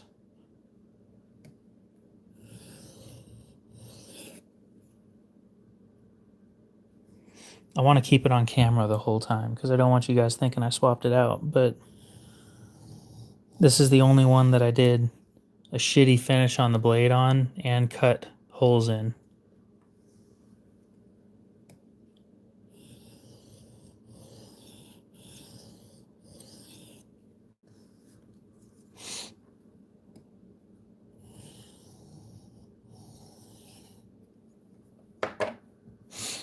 Yeah, I'm a cheater. I try to prove it to you guys. I really do. It's hard to keep something on camera when my camera's field of vision is this small.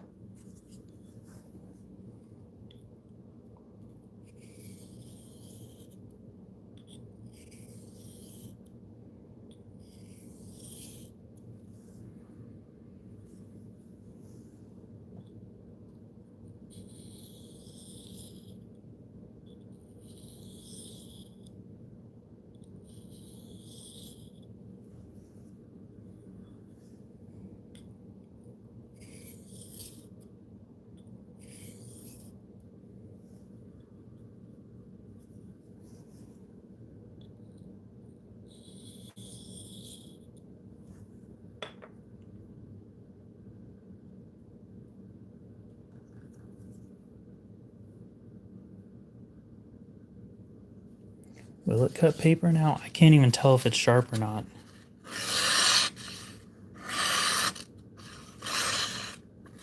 It's sharper.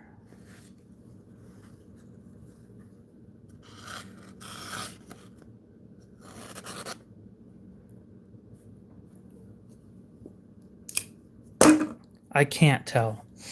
That one was just sad. Oh, it's a natural stone, so it's different color rock.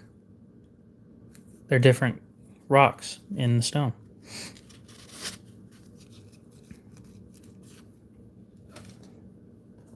Fucking cheap ass knife. I didn't even strop it. I just remembered that. I didn't even strop it. Freshly charged, too. What a waste.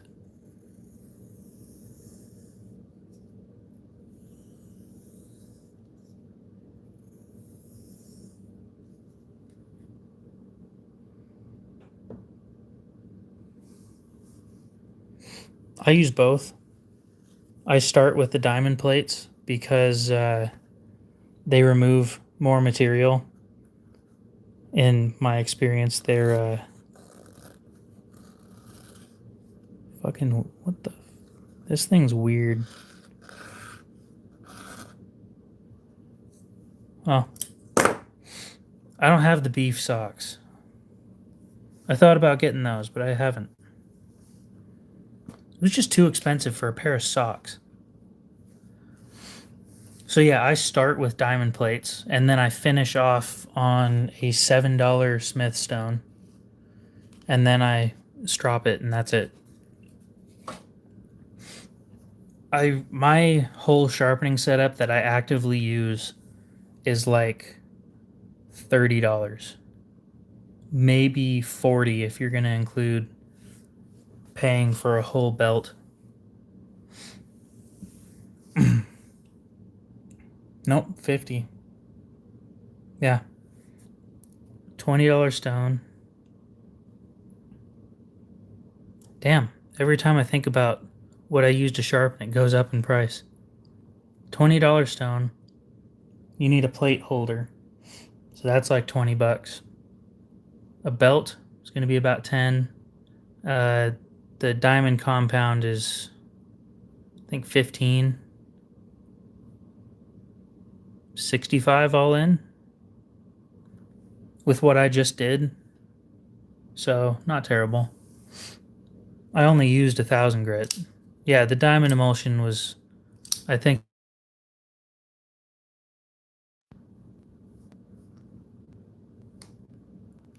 double check that real quick. It might have gone up in price.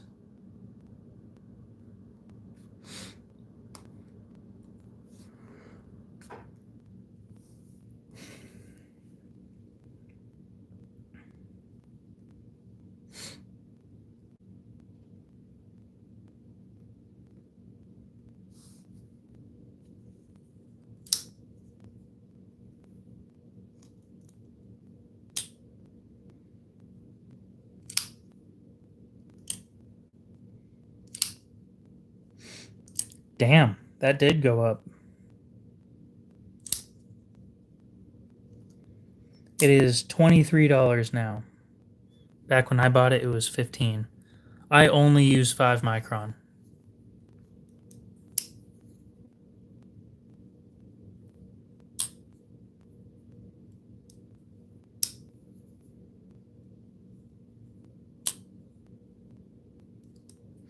Yeah, $23.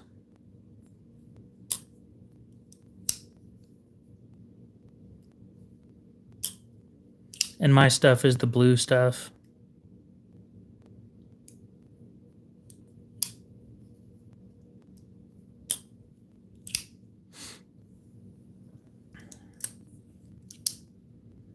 So you can sharpen stuff for cheap. I don't know about best value, but I'll give you the one that I use. It's or I'll tell you the one that I use. It's SATC. If you look up on Amazon, SATC 400/1000, it'll pop up. It was like $20 on sale and $23 when it's off sale. I don't find any use in going past 5 micron.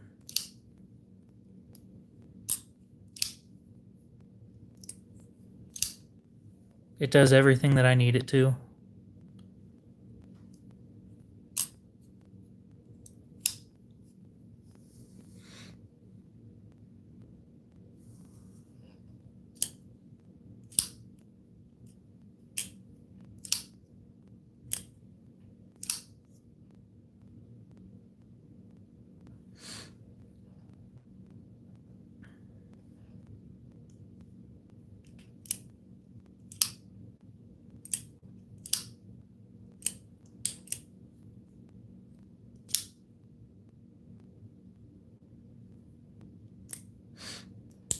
No, I have one DMT diamond plate and I almost never use it.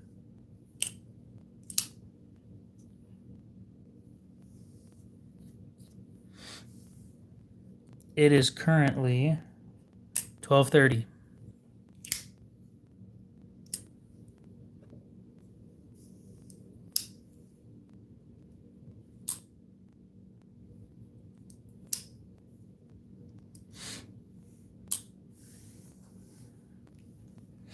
Currently in Mountain Daylight Time.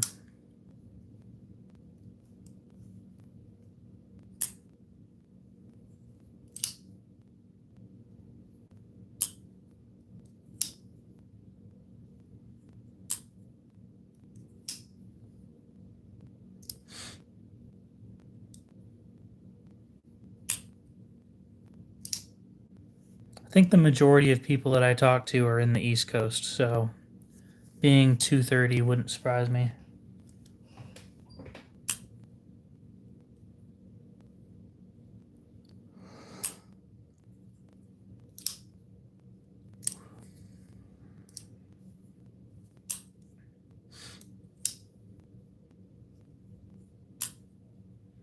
Yeah, I'm in mountains, so what fancy shit do they have on Bleed Binge tonight that I can't afford?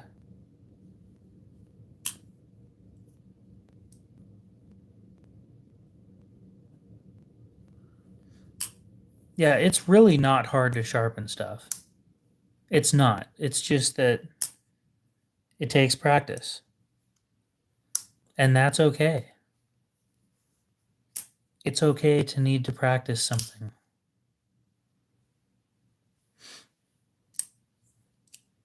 You in the Bahamas or whatever, the Virgin Islands or whatever, in Michigan. Is that what that says?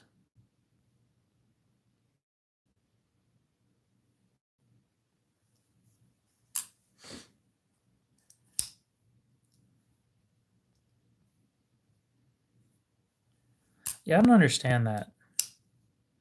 People making things more complicated than they have to be.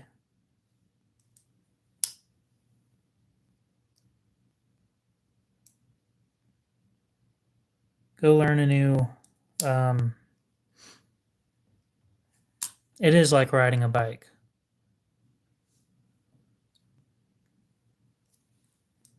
Once you get the basics down, it's kind of hard to fuck it up after that.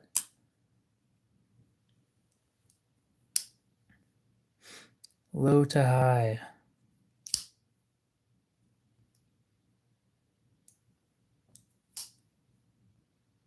What are you doing in Michigan?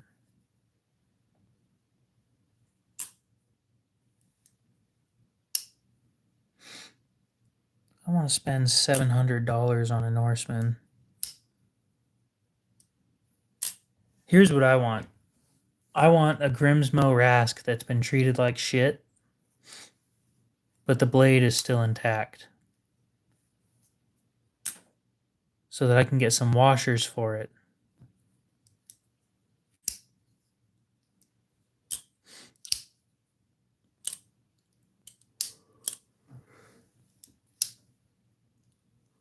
Because I want one on washers. Well, there you go. When I think of vacation, I tend to think of out of country, personally. That's just the way that I look at it, though.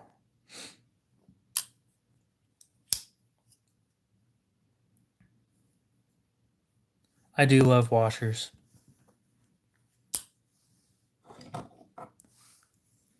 And the reason I think of it that way is because I had a very privileged childhood.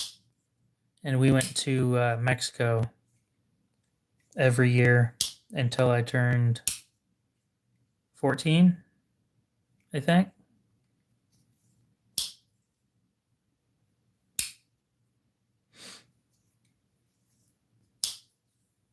It's hot in Arizona. I know for a fact it was hot as shit down there today. It was hot as shit up here. It peaked in my yard at 106 degrees today. 106.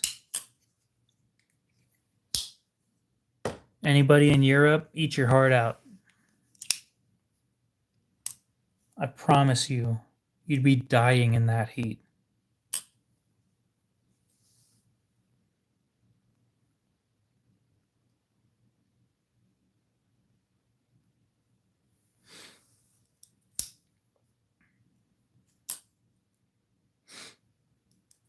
Is there anybody in here who's in Europe? Because it was 41.1 degrees Celsius in my state today. I'm hoping I catch somebody off guard with that number. Because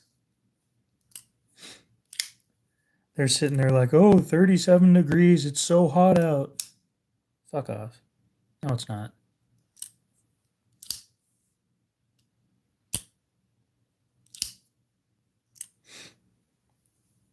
Just for shits and giggles, I want to see. How much is 37 degrees. No, they said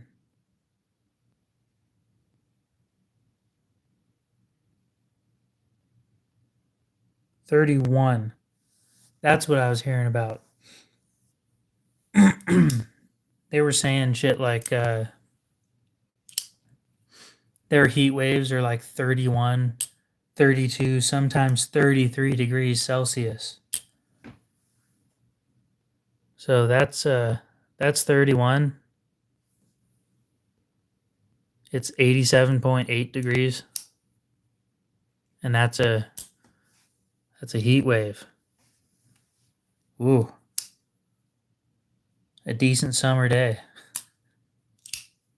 God forbid. This shit's ridiculous. Dude, I freaking hate mosquitoes so much. So much.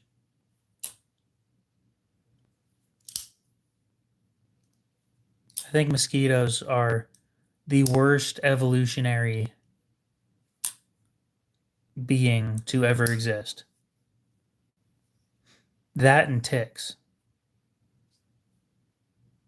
Pretty much anything that sucks your blood.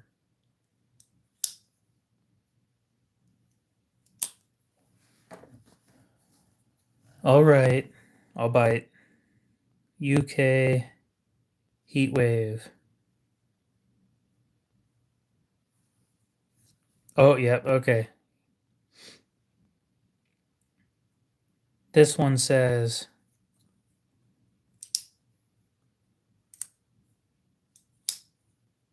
next heat wave in August as UK weather maps turn volcanic red for a 37-degree scorcher. This one says UK weather maps show 41 degrees Celsius heat wave. Hottest day ever as 10 countries reach 40 degrees. Okay, so they know what it's like here on a regular basis. Fucking heat wave my ass. I do feel bad for them. And the only reason I feel bad for them is they don't have AC. But that's a choice, not to have AC.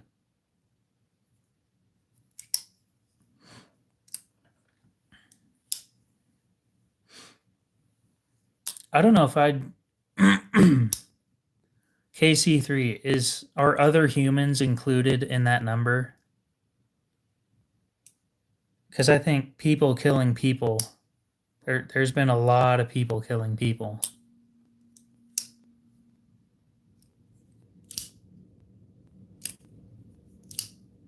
Lou, what's up? That sucks. They've been staying away from me lately, but I'm usually the one getting eaten up by mosquitoes. My worst one single night was like 26 bites.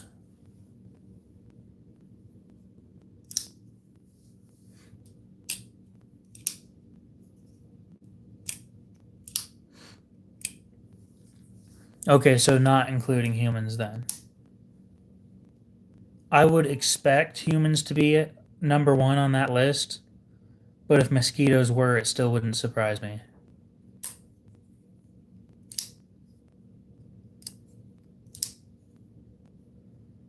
People seem to think all I ever talk about is knives. Obviously, that's not true.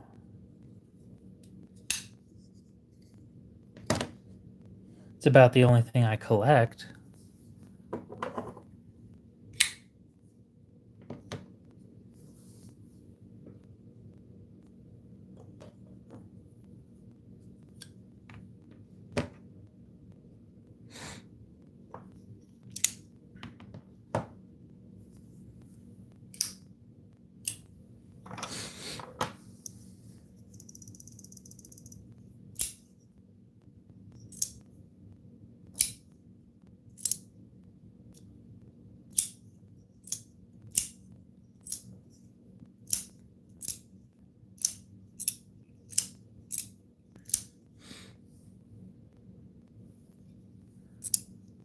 I need to write that down. Hey, KC3, can you do me a huge favor?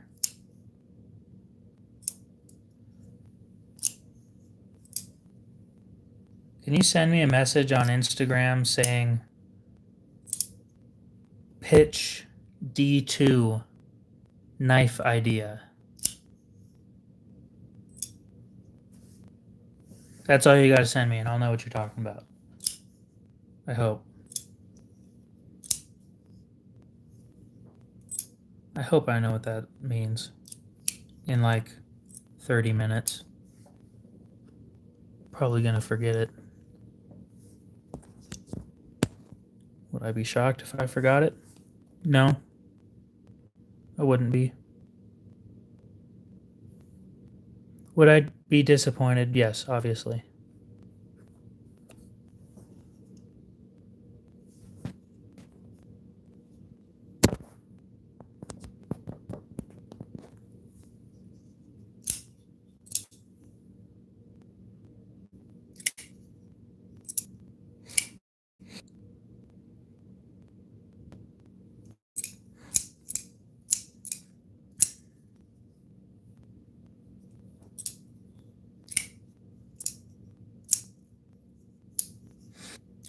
And what word did you make, Lou?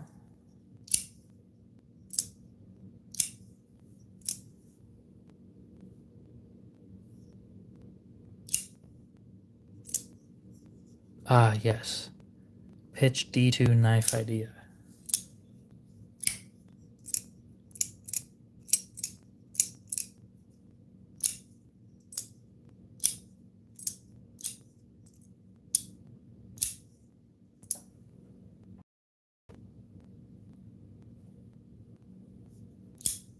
This one.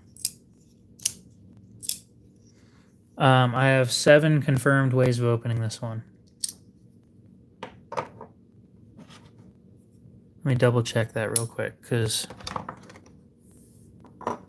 it's been a while.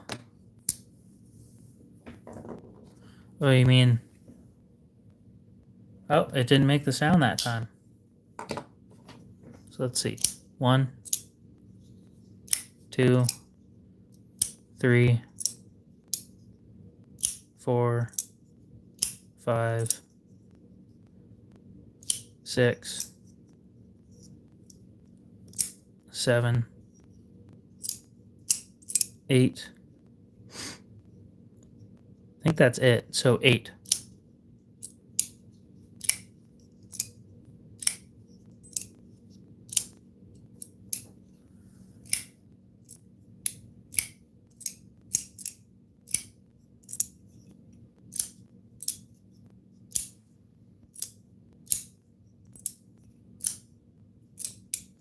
Thing is, it also has a light detent, so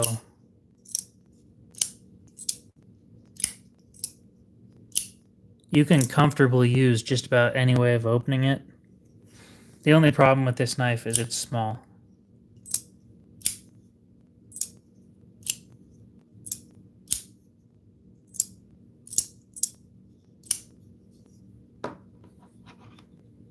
It's got a 1 3/4 inch blade, or 1 3/4 of usable blade length, and 2 inches total.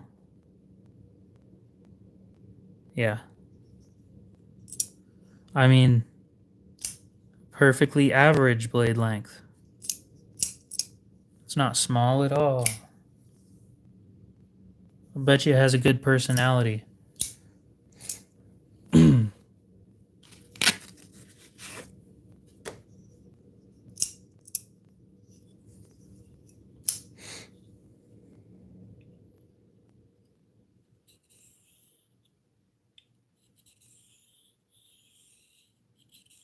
Gonna be honest, I'm not buying for the channel anymore.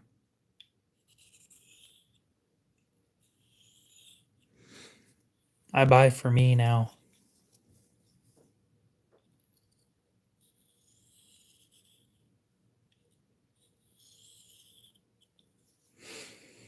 What do they have that's so hot right now?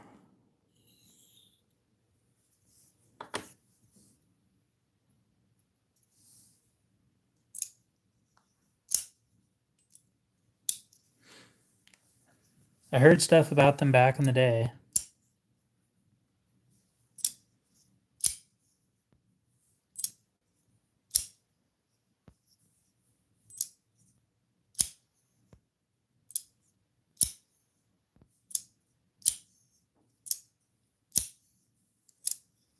This one's a Gin Rhino Jr. They make one that's not sharpened and then one that is.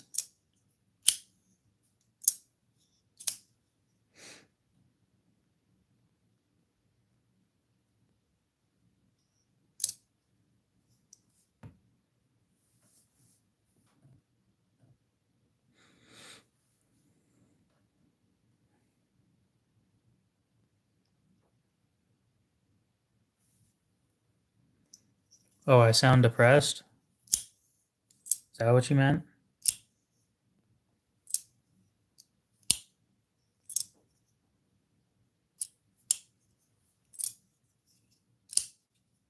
Doesn't surprise me. I'm not. Yeah, I've never seen that. Movies aren't my thing. Holy shit, a steel frame lock with S90V. Now that's unique. It's about damn time that somebody did that.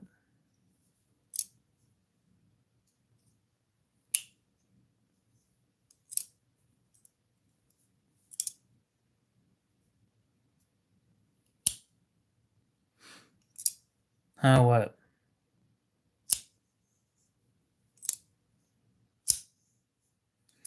I have a very monotonous voice. There isn't a whole lot of interest.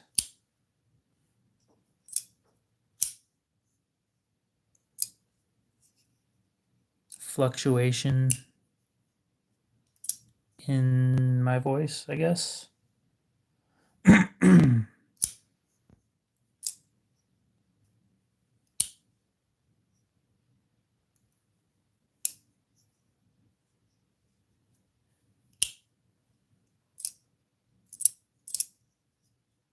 I don't know what that second one is. I don't like overly tedious things, though, and I would find quilting and crocheting to be that way. I don't like writing or drawing either because my hands end up hurting when I'm done.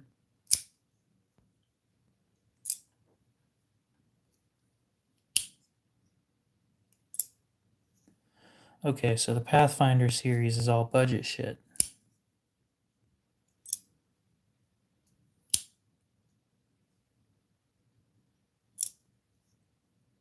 I will never buy N690 again, so nope. $200 is too much for S35VN.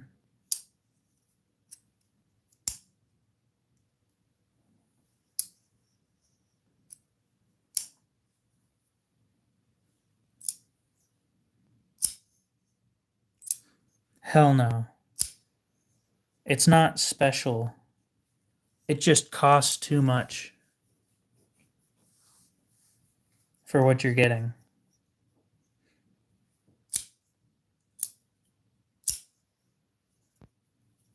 I mean, go look at the results. It's like really middle of the road. Oh, I enjoy going shooting. I suck with pistols, but rifles I am pretty damn good.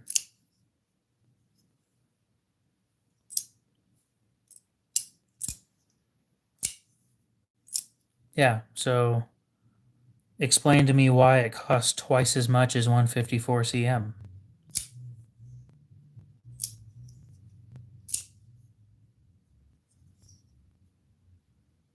That's kind of hard to excuse.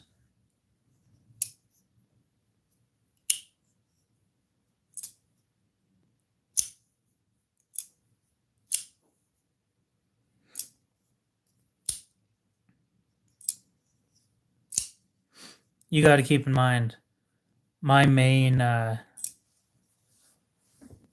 outlook on N690 is American made stuff. And it is ridiculously expensive for no reason.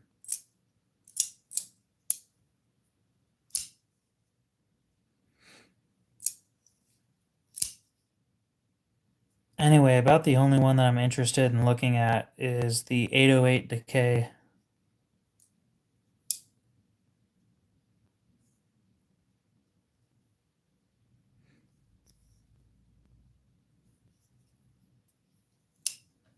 That would explain it.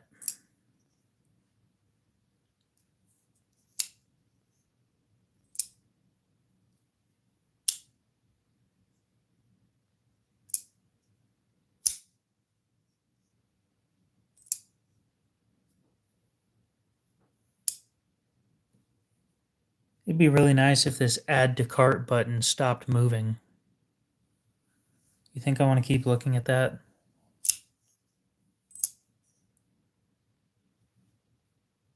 N690s were, or not N690, Nitro V is ridiculous. I think it's better in corrosion resistance than 14C, but it's harder to heat treat properly, consistently, not properly. And it costs just as much. It has worse edge retention. Give me a sec. Gotta look this stuff up again. It's been a while. Knife steels rated by a metallurgist.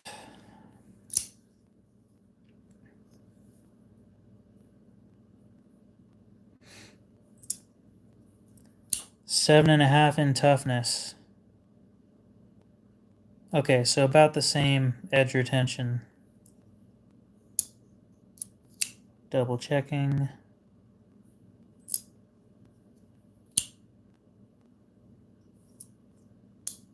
Yeah, fucking right.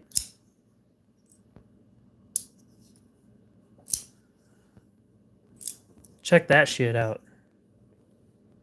Nitro V is down here. Well, 14C is up there. That's a big difference between those two.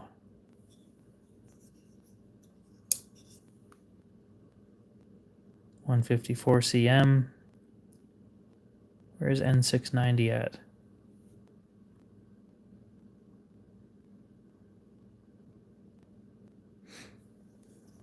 Yeah, Nitro V is just dog shit. I don't know. It's a soft dog shit, too.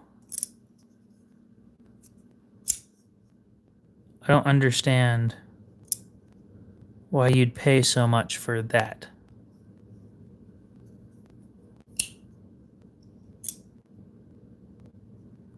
We're talking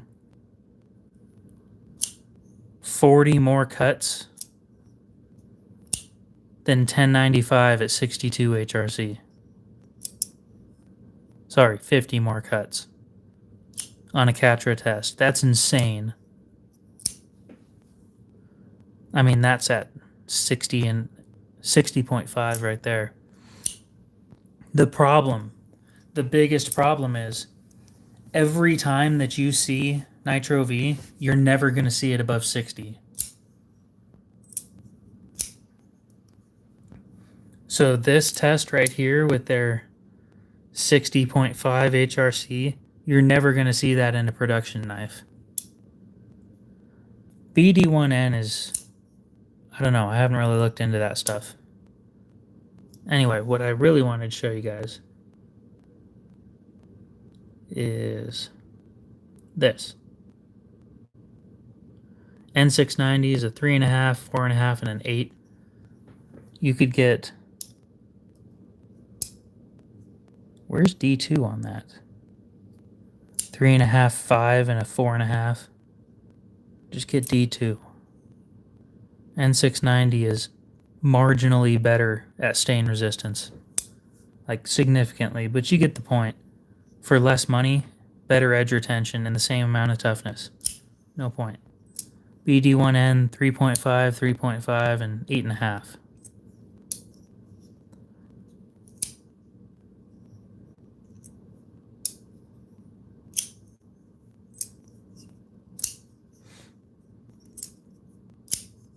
Really?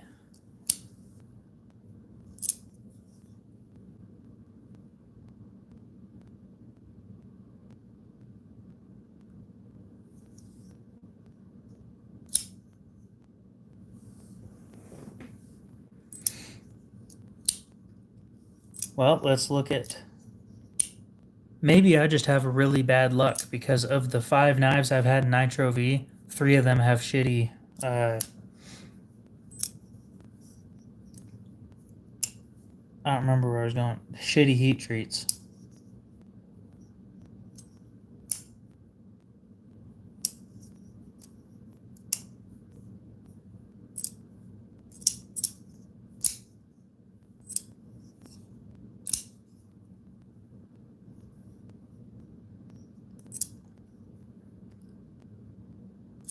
How do I do database? I haven't used this website very much. So we're going to go all steels and we're going to search by Nitro V. N Nitro V.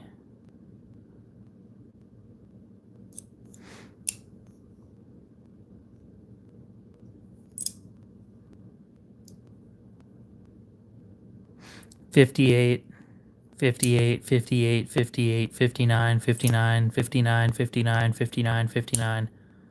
Finally a 60 once you get to concept. Yeah. I'm surprised that any of them are hitting above 55. But this stuff's just dog shit. It doesn't hold an edge. I get this hilarious reaction when I claim these things. When I say, without having it tested, that it's heat treated to a specific HRC. People are like, you don't know that. You're right. I don't know that. That's the honest truth. It's an educated guess based on the fact that I've sharpened 500 knives. I know what I'm doing. I'm not new to this shit, and when something's heat treated badly, I know.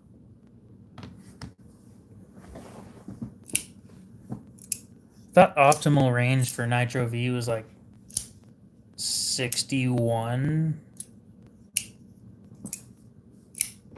And it's still poor at 61.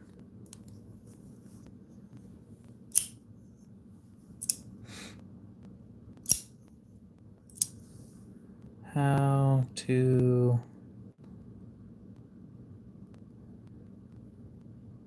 heat treat Nitro V.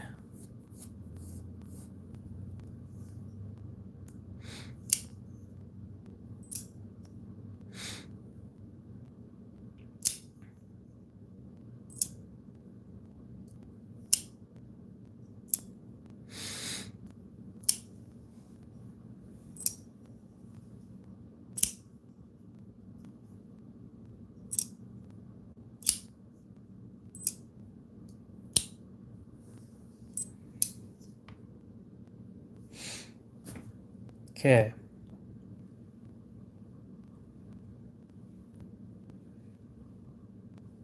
It's just AEBL with nitrogen and vanadium. Like, negligible amounts of vanadium, mind you. 0.08%. That is nothing.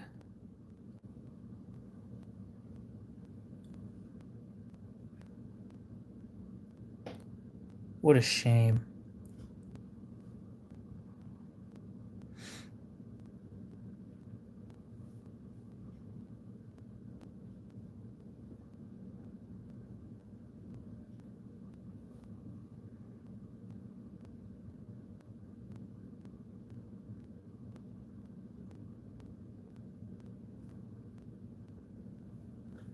Give me a sec. I'm reading into this a little bit.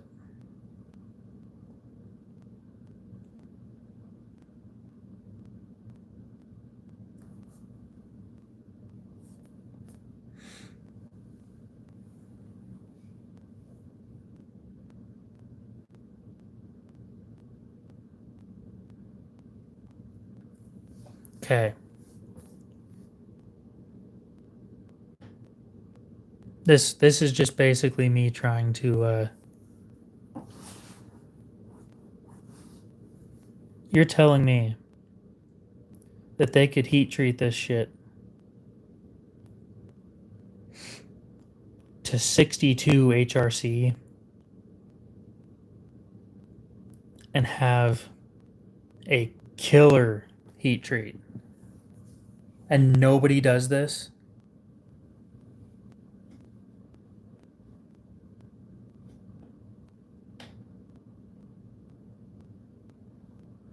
What's the top number on that one? 20 foot-pounds? That's 4 times the amount that D2 handles based on his other tests. This is Austenitized 15-minute plate quench cryo for 1 hour and 350 temper.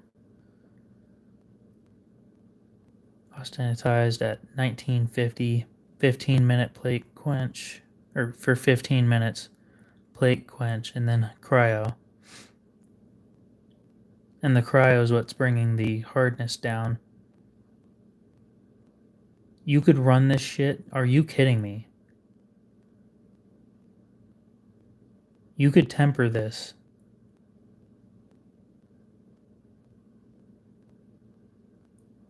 It's because they don't want to do plate quenches. That's what it is.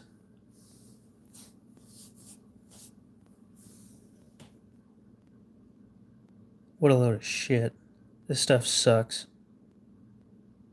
Oh, no, it doesn't. Shut the fuck up. Yeah, it does. It's poor edge retention, and it's good toughness. Not great, not the best, good. But I would still pick 14C.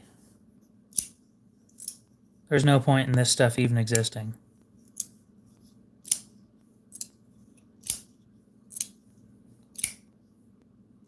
Disappointed, guys. I am.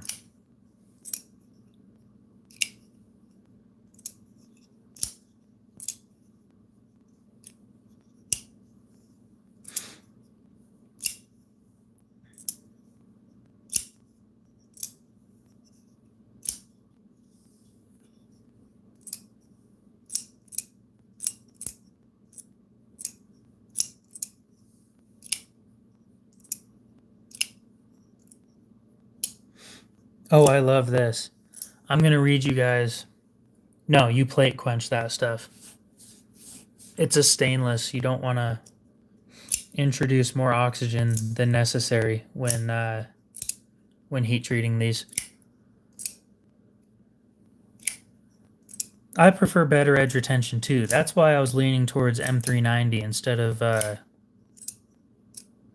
because it's got decent enough toughness with good edge retention. So I want to read you guys this. This is his summary and conclusions. Nitro V looks very similar to AEBL with nitrogen and vanadium addition. The nitrogen addition, however, did not increase chromium in solution for enhanced corrosion resistance, and the vanadium addition was insufficient for grain refinement, according to simulation software. The nitrogen may itself increase the corrosion resistance somewhat relative to AEBL. Nitro V is capable of approaching 64 HRC when heat treated for maximum hardness, and can of course be heat treated for lower hardness as well, depending on desired properties.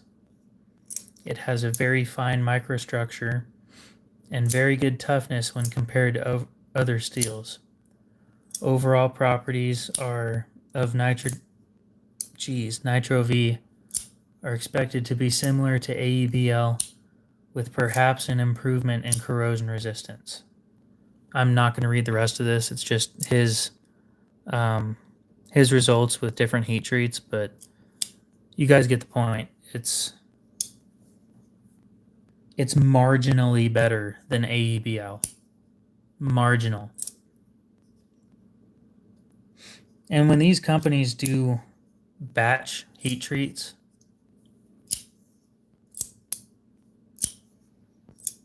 they do specifically for Nitro V. They stick them in a huge oven, right?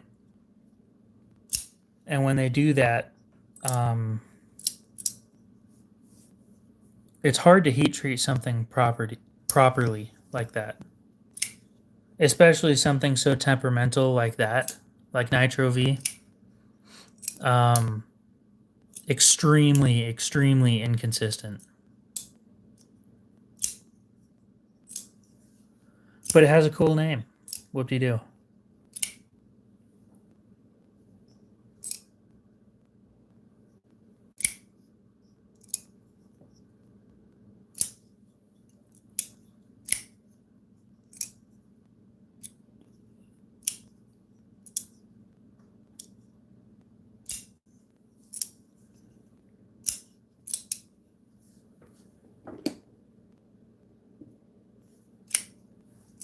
Do I have any of my knife drawings down here?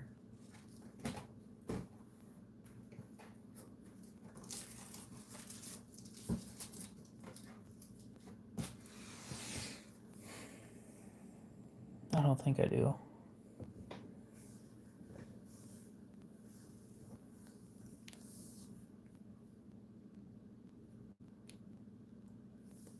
Wild pitch, but I need your guys' opinion on something.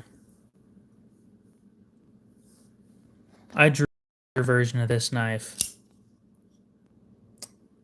last year, I believe.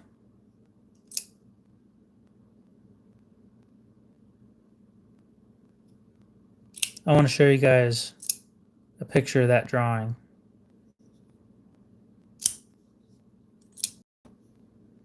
And then I want you guys to tell me if you would buy that knife.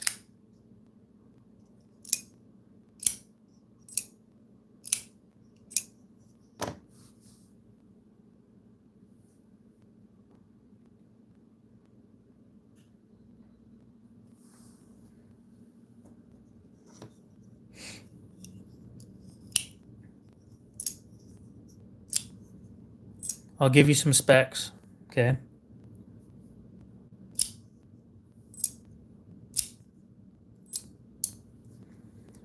So here's what it would look like.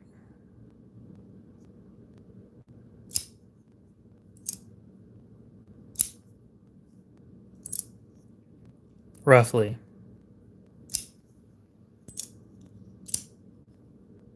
The blade on this one has 3 inches of usable blade length. Overall length for the blade is 3 1/4. Total length, by the looks of it, is 7 5/8. So that would add an extra 1 1/4 onto this knife.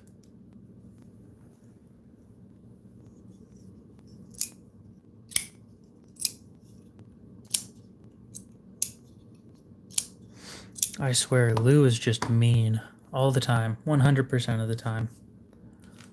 Can never get a good answer out of him.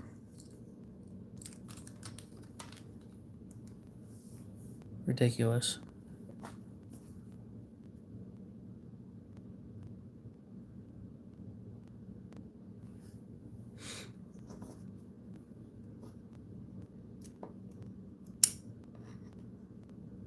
I just realized they sent me pictures of a knife that they haven't released yet.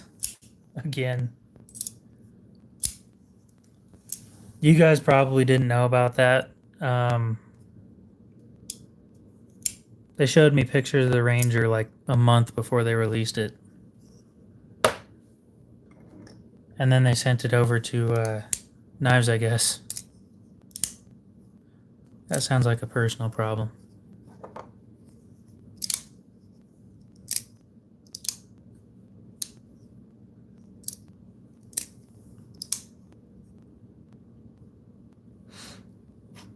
You should talk to a therapist about that instead of taking it out on me and my creativity.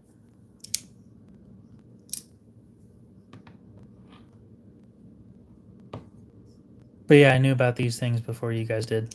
Yeah. Benefits of being a YouTuber, I guess.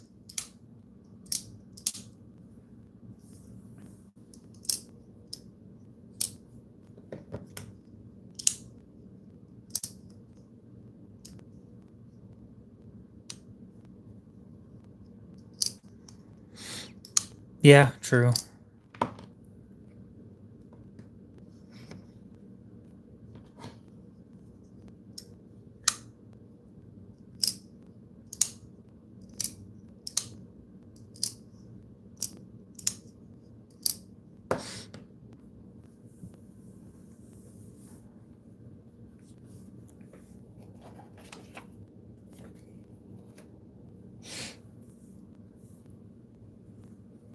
Oh, sitting here looking for a piece of paper and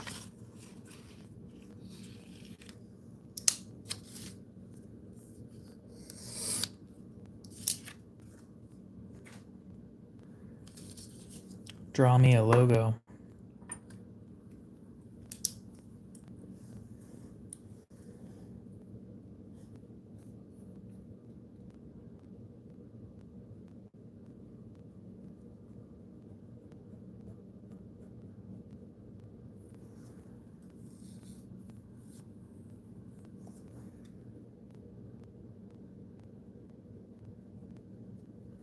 A monocle so I can see better.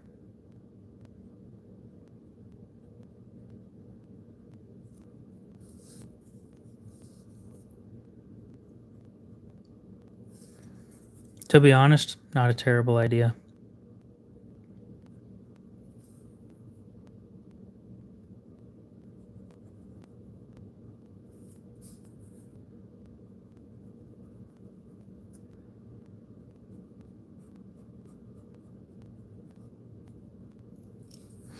I don't like how this is turning out. I'll have to do this elsewhere.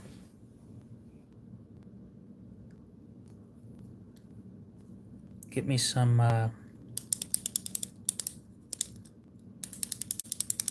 grid paper or something.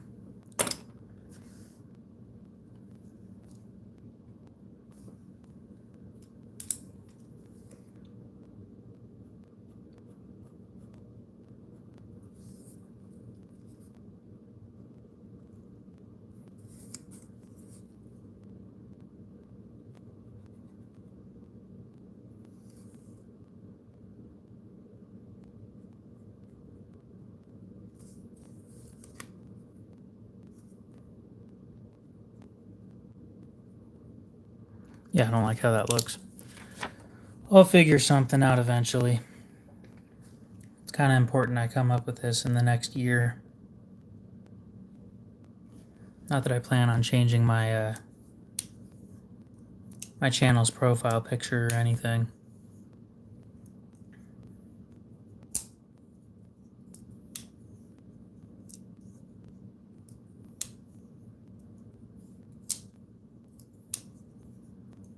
I'll just keep my cheap ass knife as the profile picture, always. Wonder if I'll ever change that.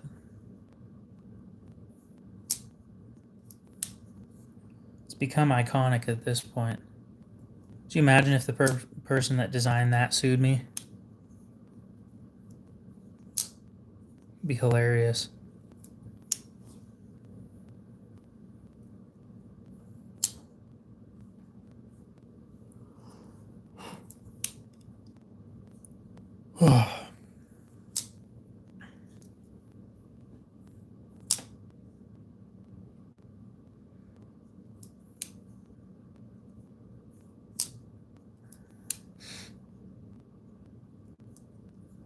I have a KOK logo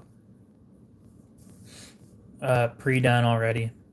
I can't show you guys because it's on a website, but I had that done a long time ago.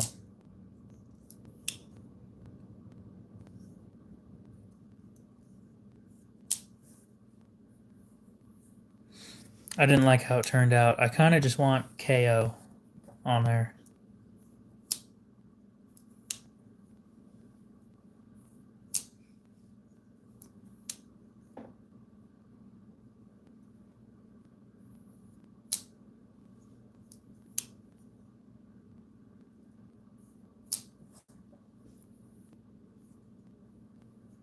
No, I know what you're talking about.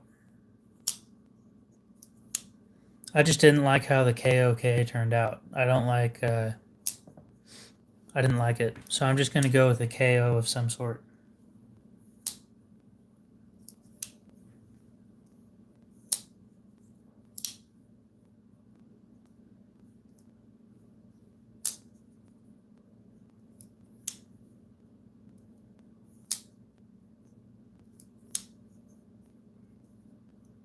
My design's similar to what you're thinking of. My first design.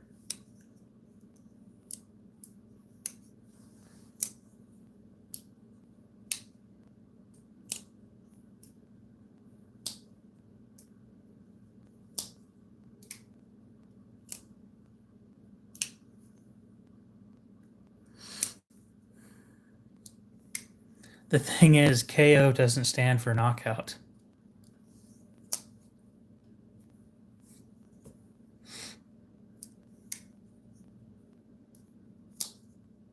It stands for knock off.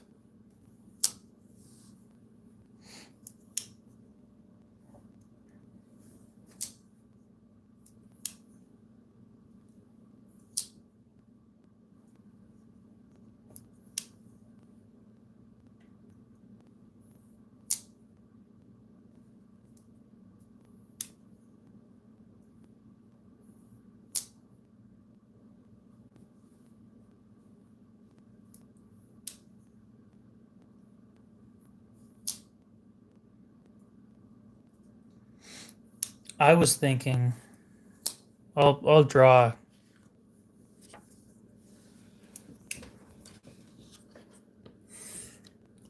basically what I was thinking, and I'm going to simplify it significantly.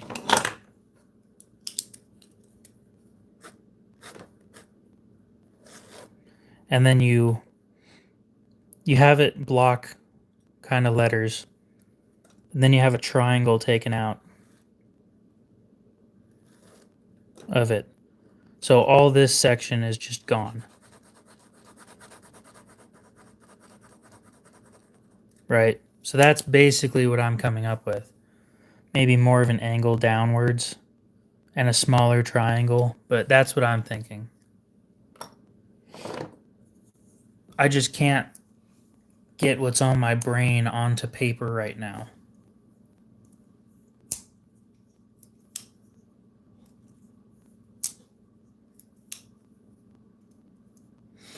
And of course, I'm not going to have an AI do it. I'm going to do it all by hand because that's just the way that I am. And yeah, there's a ton of fakes out there.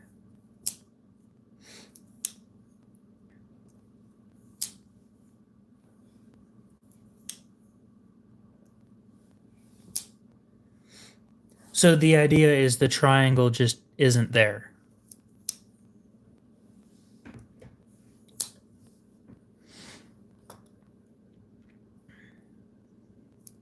Can I think of a way to make it?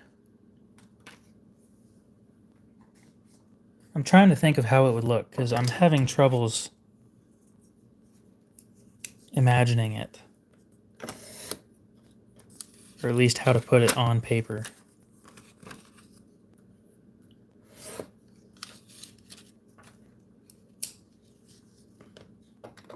I don't know how thick of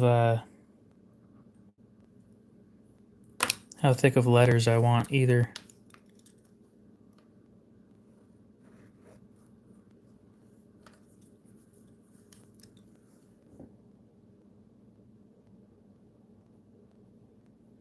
Maybe like that thick. Do I have a pencil? I want material removed, you know?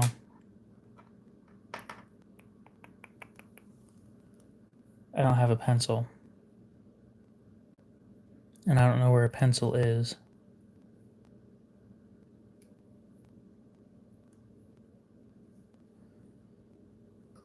So I want a block K and a block O. And this section's just blank.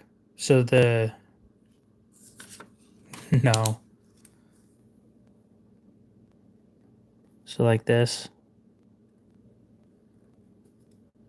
This is going to look like shit if I try and make this look like blocks, but...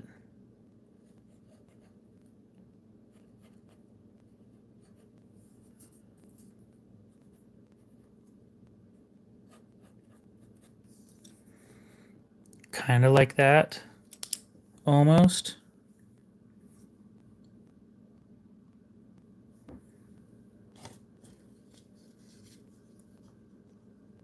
It's hard to do when I already did that full line.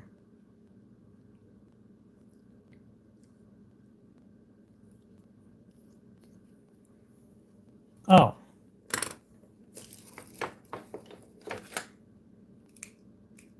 I'm so special. So special. My mom told me so.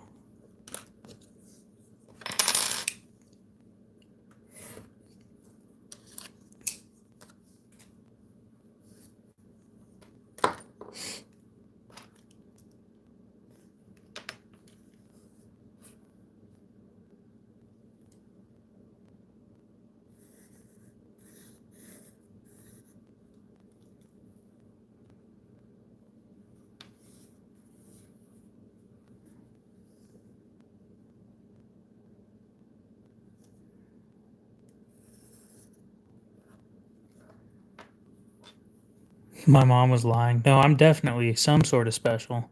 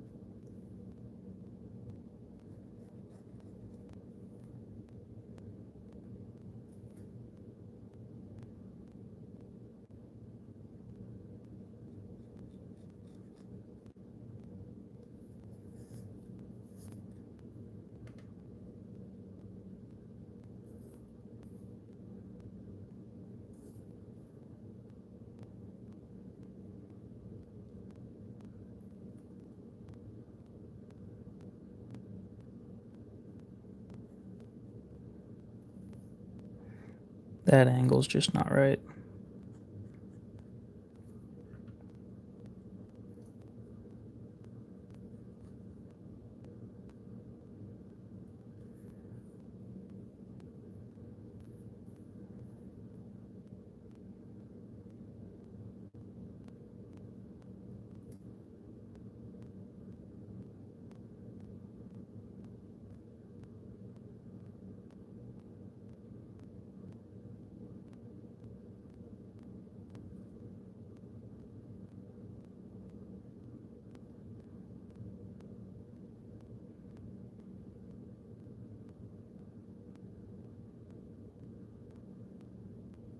Kind of like that.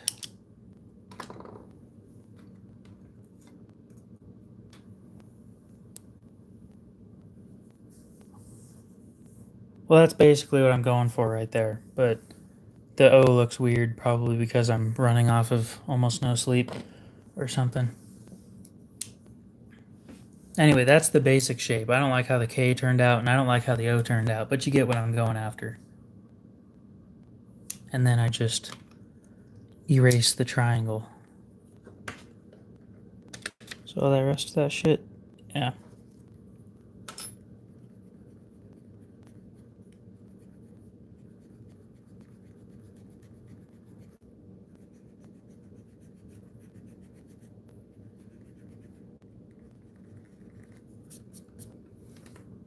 There you go. I think it looks better with the triangle there, to be honest.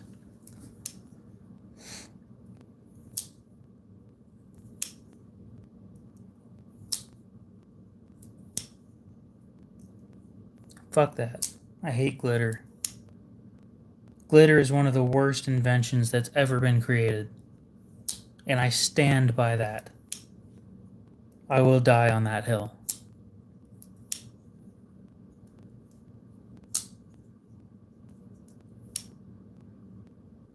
Glitter existing is a crime against humanity. And nobody can convince me otherwise.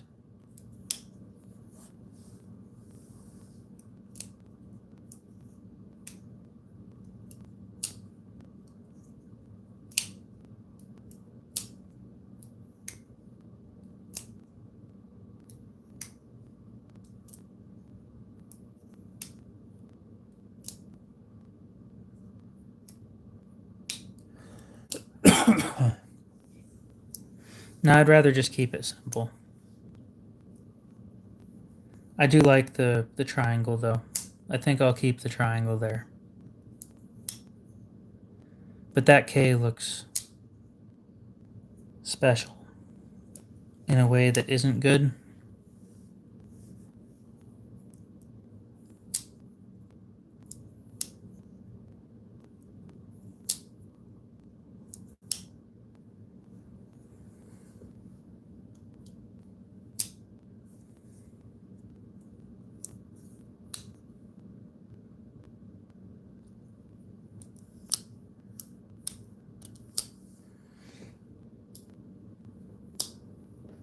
I'm gonna try a tiny bit of oil on this thing.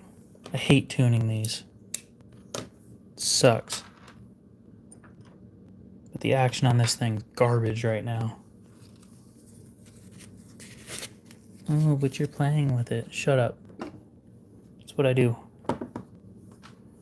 I buy my knife. I play with my knife. I get cut every once in a while by my knife. 'Tis part of owning so many damn knives.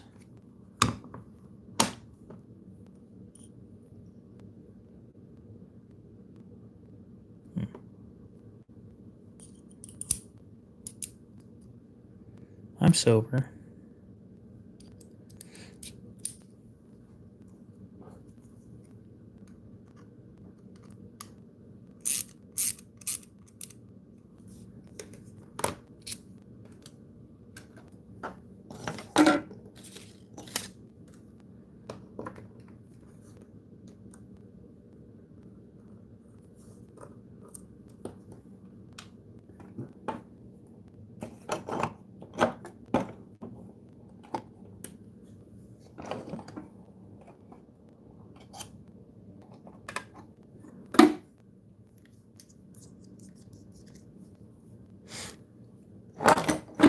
Bet you if I started drawing more often again, it would look better.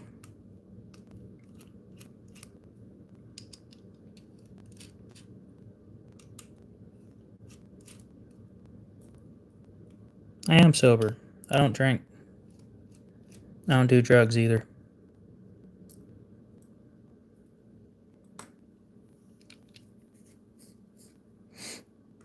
I find them to be a waste of money when I could just go buy another knife.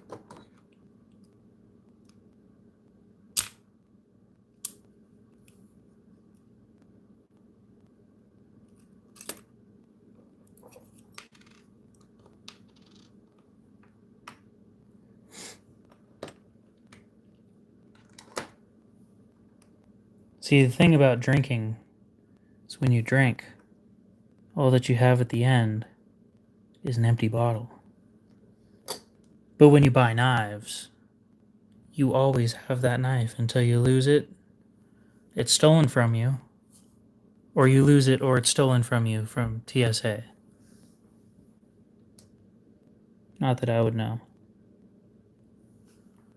I'm sure that's a horrible thing to deal with.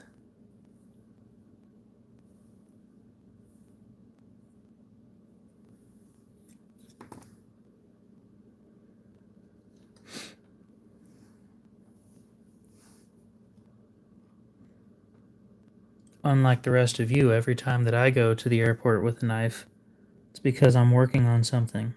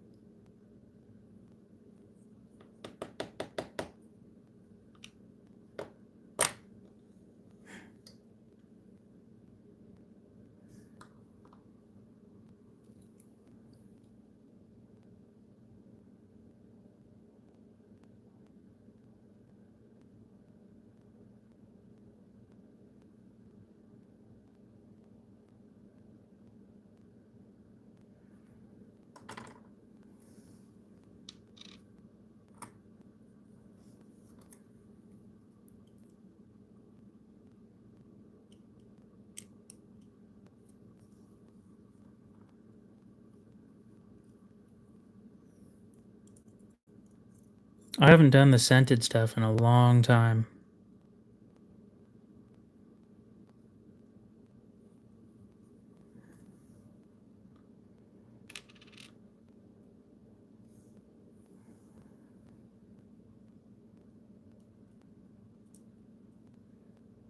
Don't get me wrong, I still have the stuff to make it. I just haven't made it.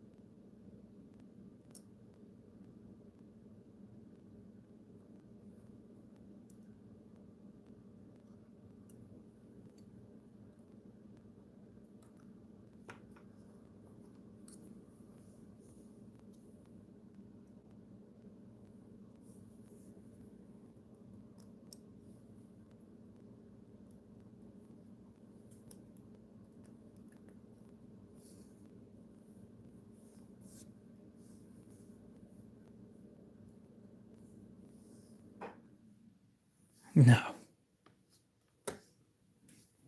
No, the stuff I made, I'm pretty sure was food safe. Pretty sure. Don't quote me on that.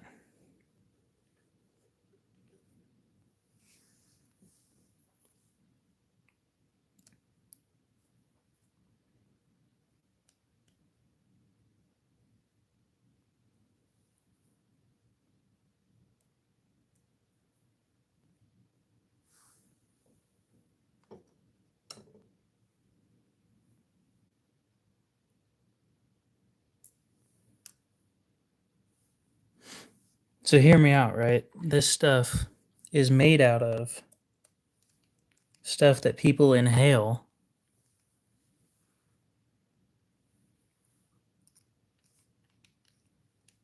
and stuff that people use as a laxative.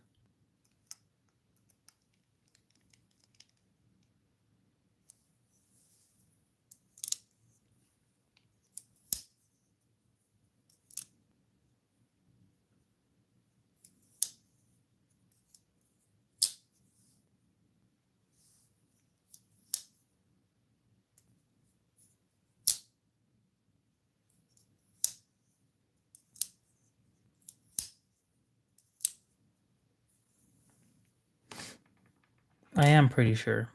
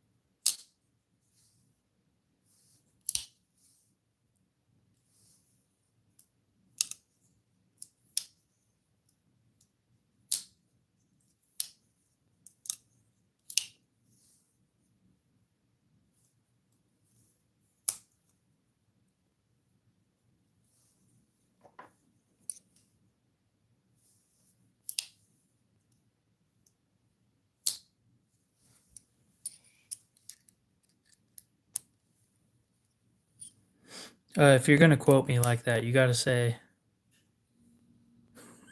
that is not what I said.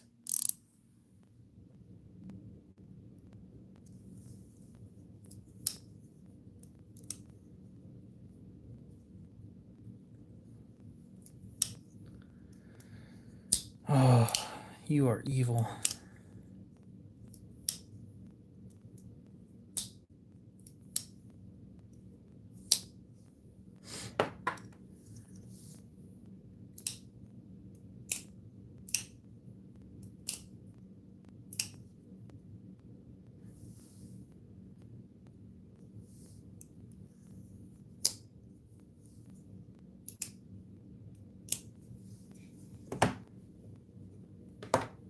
I doubt my lawyer approves. Says the one that can't afford a lawyer.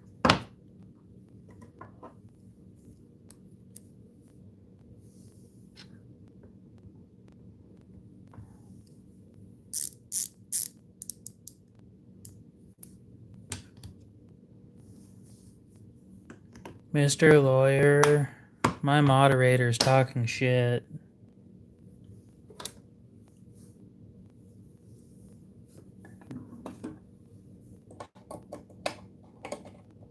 I think I'm going to be done after I finish sharpening that.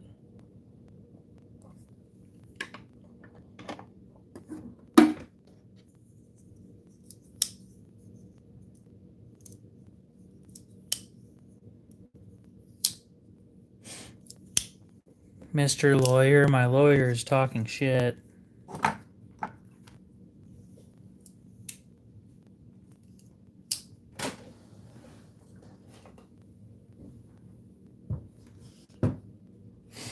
I'm not out of order. I'm working just fine.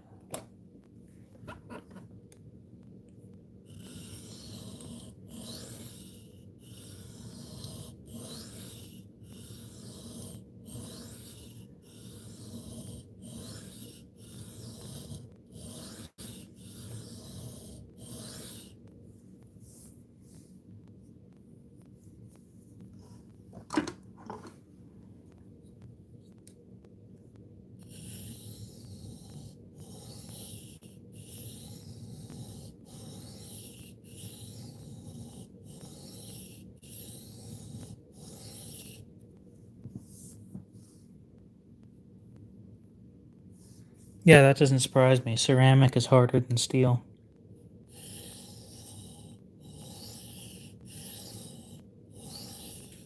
Supposedly, you can do it on the tops of like car windows. The thing is, you have to hold an angle, and holding an angle on something that that small, is very hard to do. So if you're going to do it, do very, very gentle passes.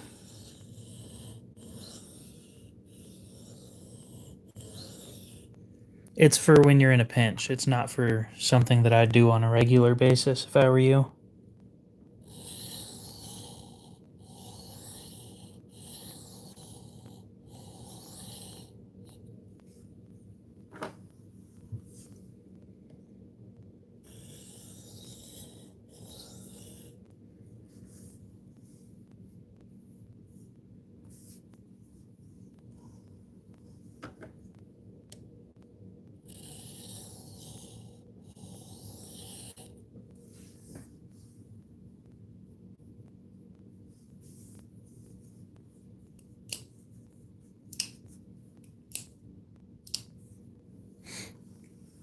Well, at least this thing's no longer a total hunk of shit.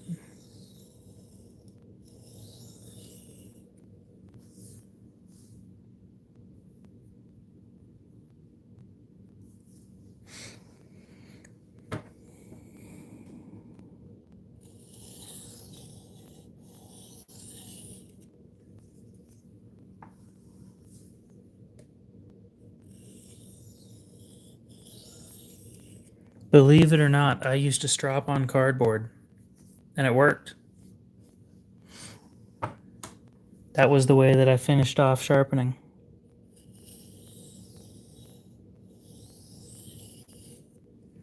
And Lou can attest to that one.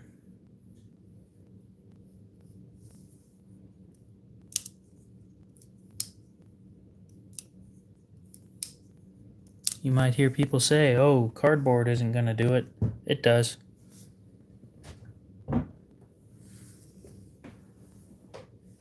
Tested and proven. Now, I strop with diamond emulsion now, but for old time's sake, maybe we'll do it. Not today, though. It worked, though.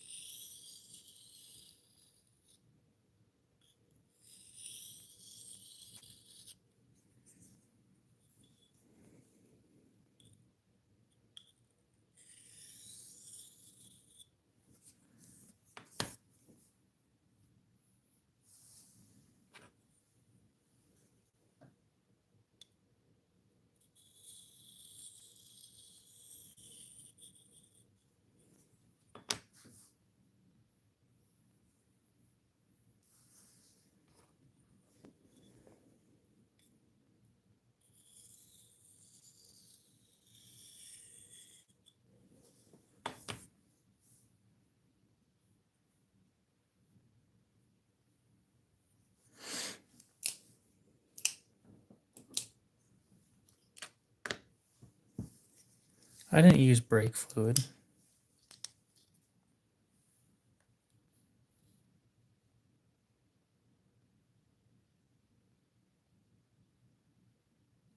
You want to see what a burr looks like? It's a pretty good one too.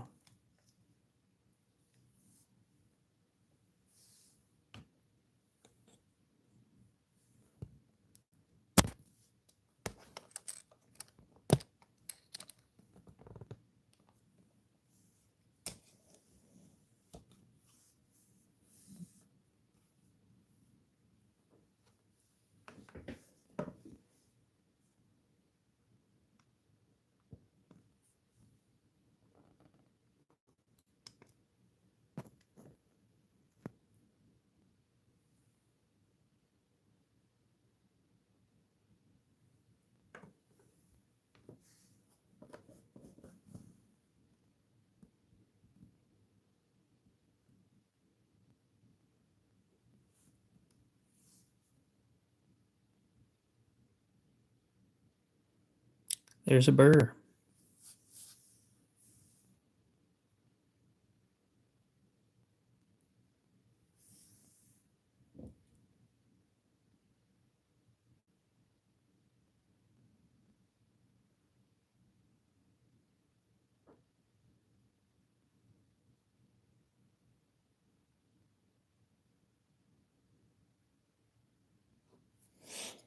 Swap sides real quick.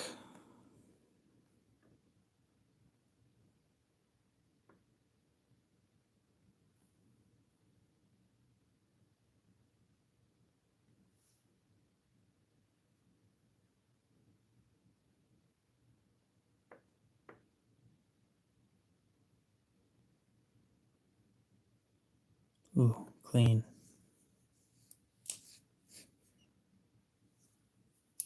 Yep, say hello to Cecil right there. I don't see Cecil very often. Okay, so all I'm going to do is strop, and we'll see if I can get rid of that burr.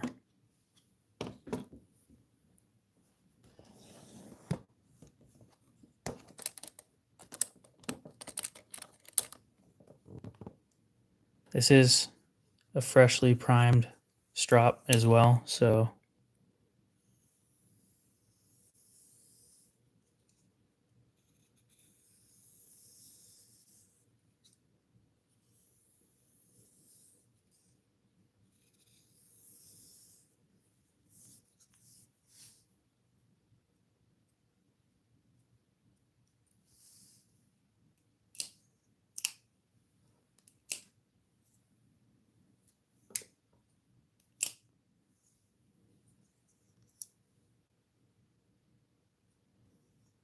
I think the burr is still there, but it's not as bad as it was.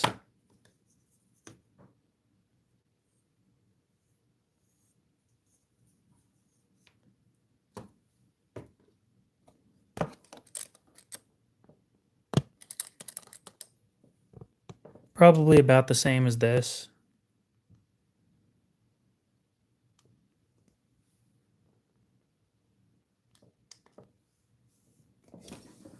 Oh yeah, that's what I just did.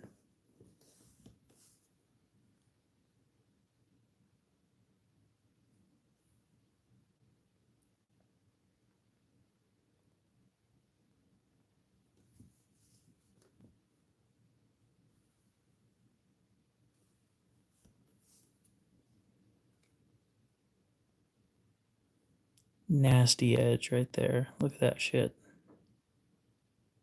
No burr. Flip it over. This is where we had some issues last time with the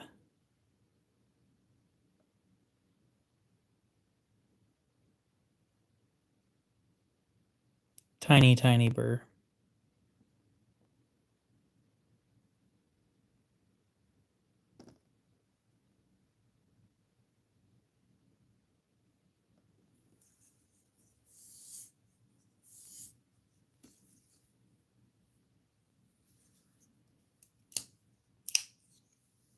Not gonna lie, that's something where I could probably just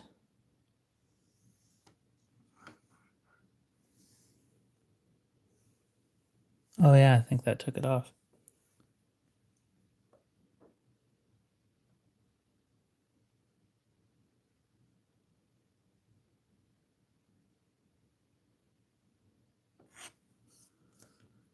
Swap sides. Oh yeah.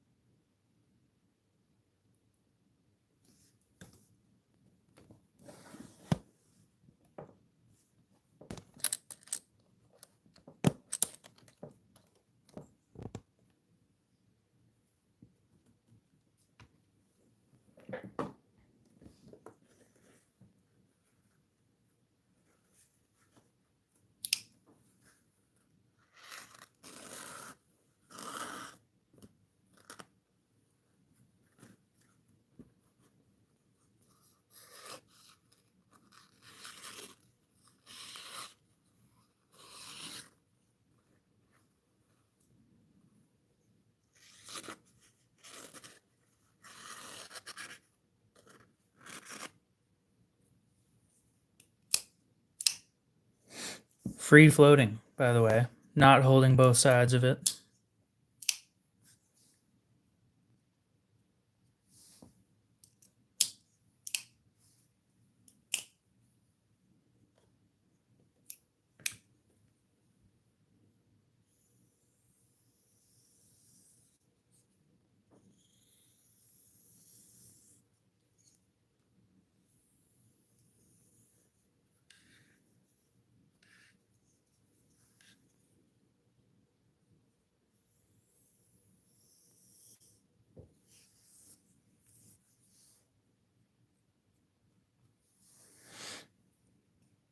I take pride in my work.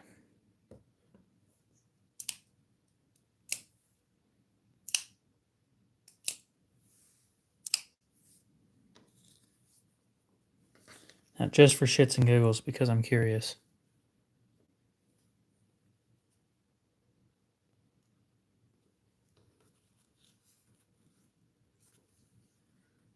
Freaking handle got in the way.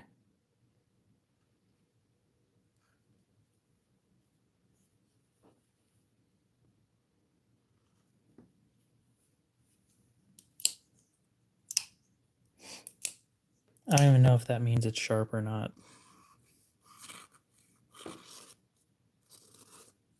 I've never seen anybody do that kind of a test, so I don't know.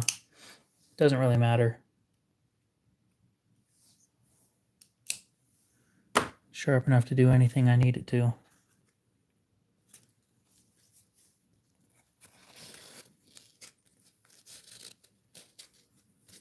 And if I'm going to carry it, it better be.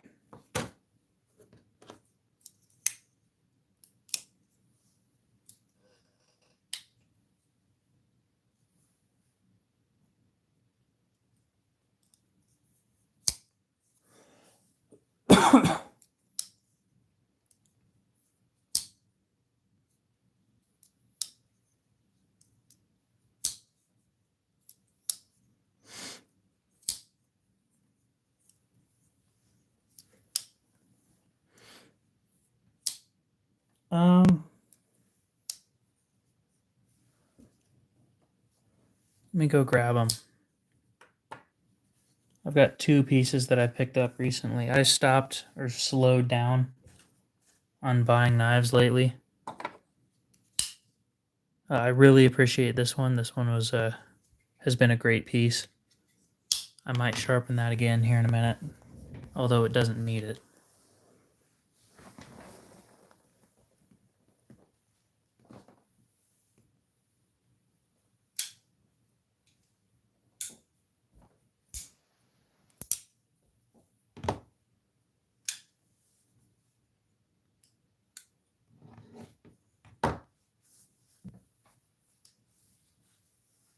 This thing's a scratch magnet. Anything you do and it ends up getting a new scratch. But Spyderco Native 5 in S35VN. a Civivi Vision FG in 9CR, 10CR Damascus.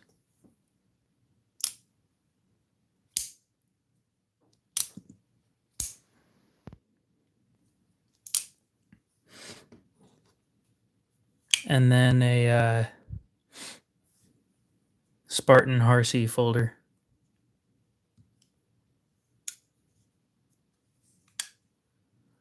This was my most recent expensive knife purchase.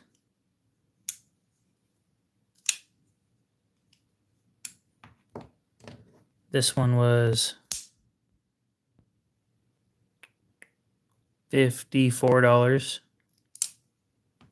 And no, that one was $60. This one was $54.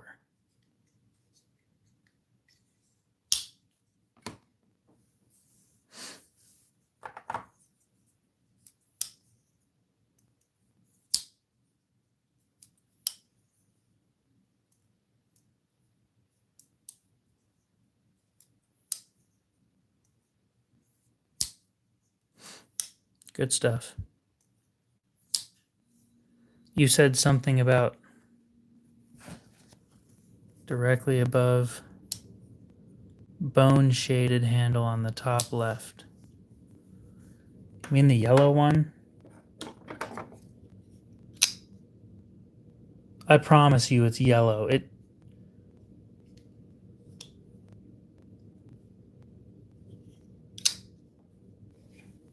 My camera just makes it look weird. So this one's bone. Actual bone.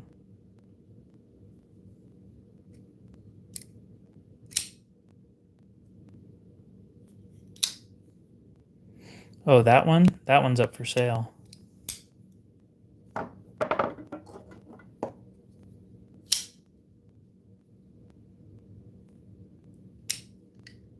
Haven't been able to find a buyer for it yet. It's spring assisted, so it's not for everybody. But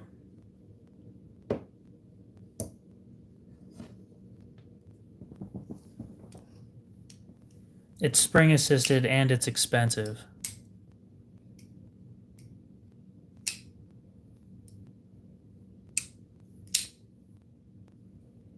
Thank you.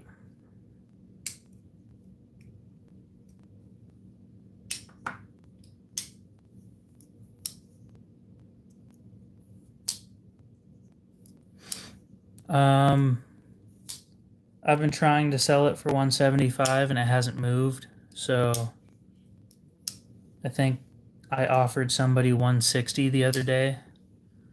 Let me double check and make sure he hasn't sent me an email, because if he does or did, then I'd like to give him first dibs, since it would have been last night.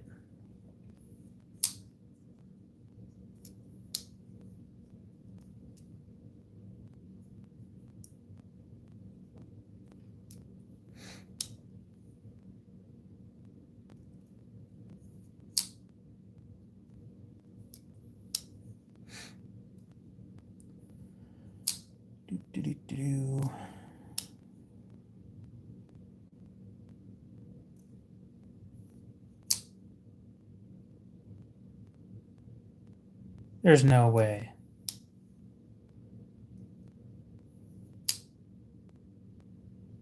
I've already been selected for a buyer's choice RASK. Are you shitting me? That was 7 days ago. I already missed it. Son of a bitch. Oh, that sucks.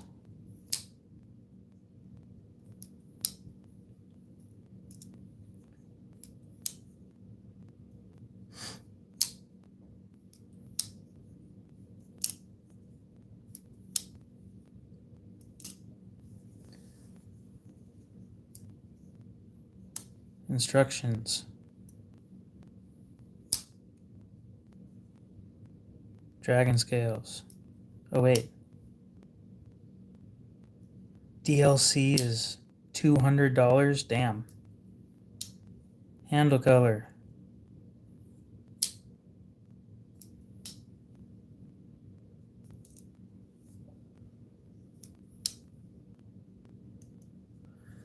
No, it's I'm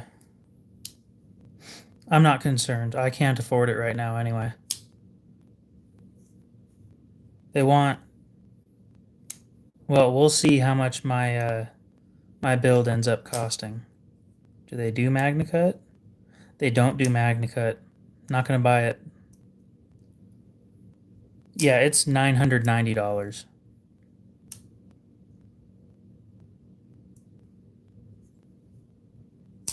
I just didn't think I was gonna get pulled that fast.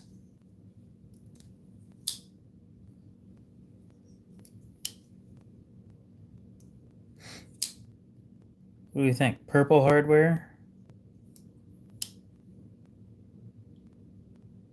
Handle color. I'm gonna be honest, I think I'm just gonna go plain.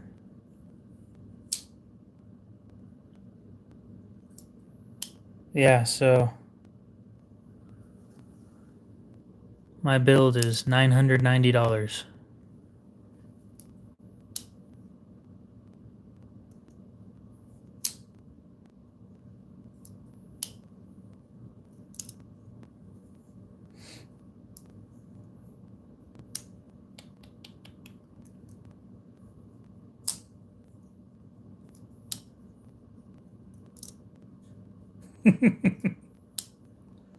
This sucks.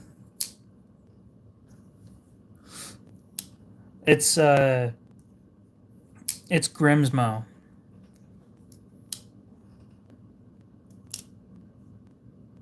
That was sent on July 14th. So today's the 7th day. I could still do it, but anyway, it's a buyer's choice. Basically, what happens is they send out an email to everybody on the list and say, "Hey, you have the opportunity to build your own one of our knives, or to customize your own one of our knives, and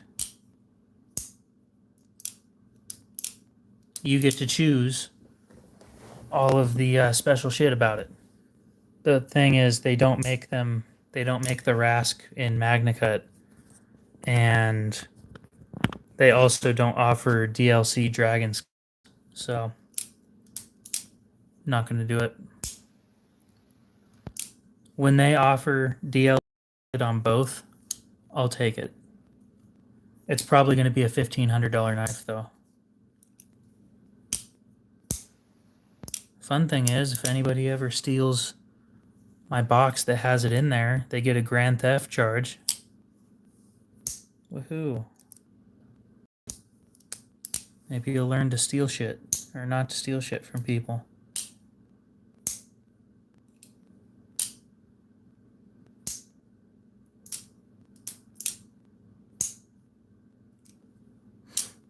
For the most part, fixed blades just aren't my thing.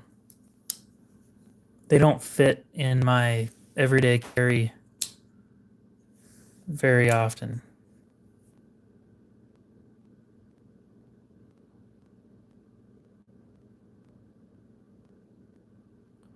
I love that. You're going to send me a...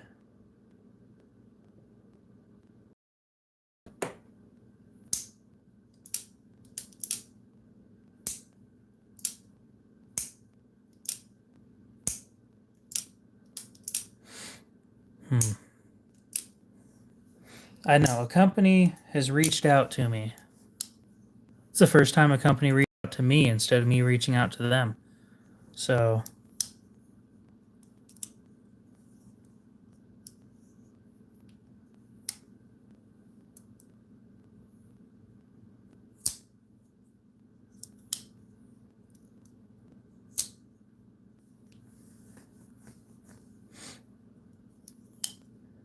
the question, so here's the thing, right? They don't, I'm not trying to be rude when I say this. They don't make anything I'm interested in. Right? So I don't want to waste their time, and I don't want to waste my time, and I don't want to waste their money receiving a product of theirs if I don't like it. you know?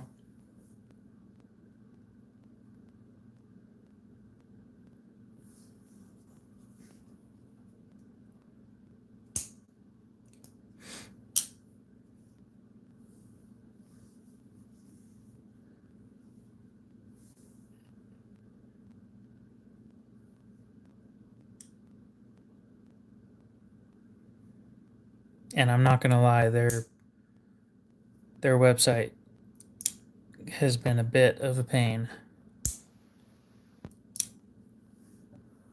So here's the thing, right? Here's what they make. These are their knives.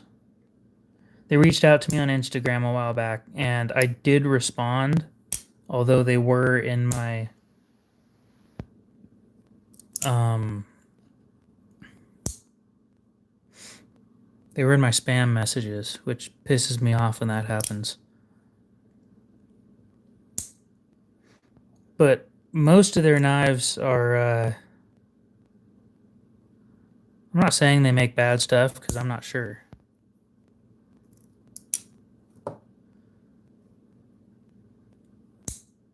I like frame locks, right? So of course I'm going to go look at what I like most. And as I'm scrolling through here, I don't like recurves. That one's just I'm pretty sure that one's too small. And being 14C, that's a lot of money to spend on 14C.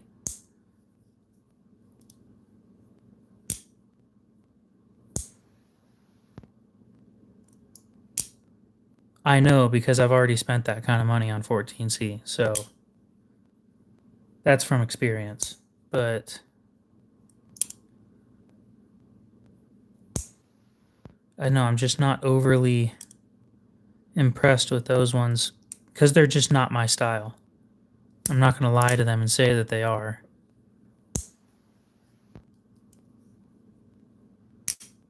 I don't know who that is.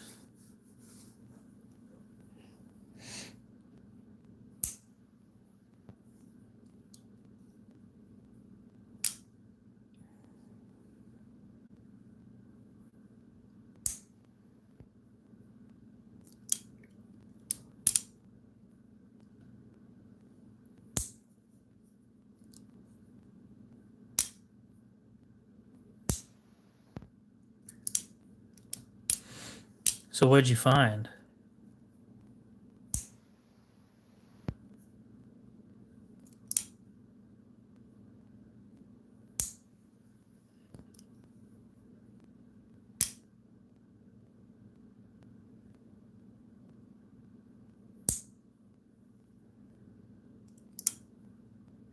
How do you tell a company that you're not interested in their stuff without being a dick?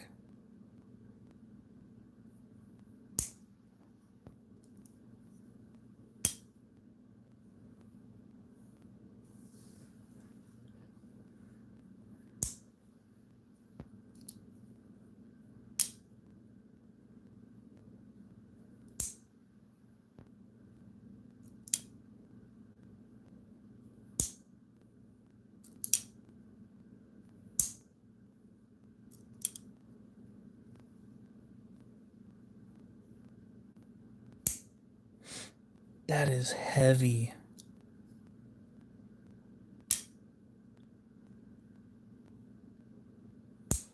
That is really heavy. 6 ounces.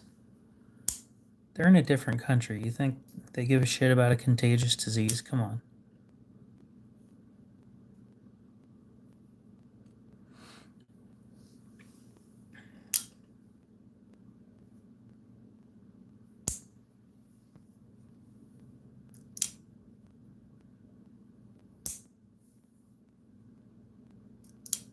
This doesn't look terrible. But I'm curious if I look it up on AliExpress if I'm going to find it there.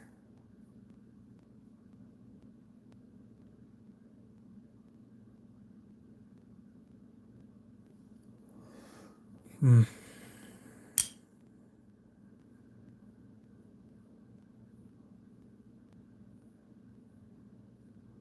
Hmm.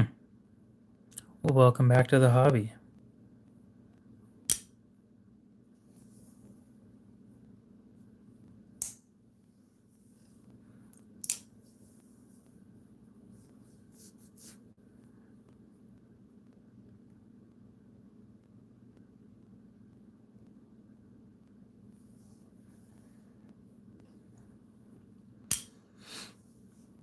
I am, but I don't use it for YouTube. So you're not going to find me on Discord. I might make an Instagram group though.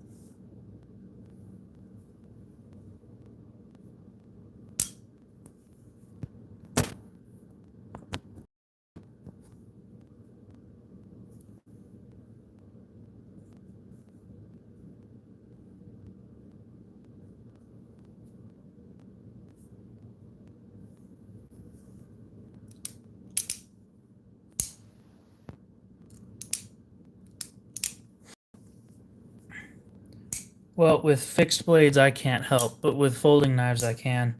I've got a link to my Instagram account on my bio here on YouTube if you want to go check that out.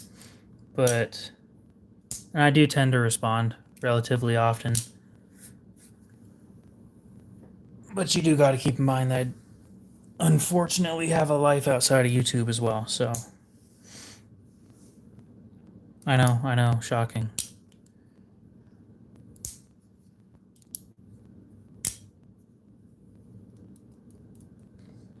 I haven't sold anybody else's knives to the local pawn shop. Come on now.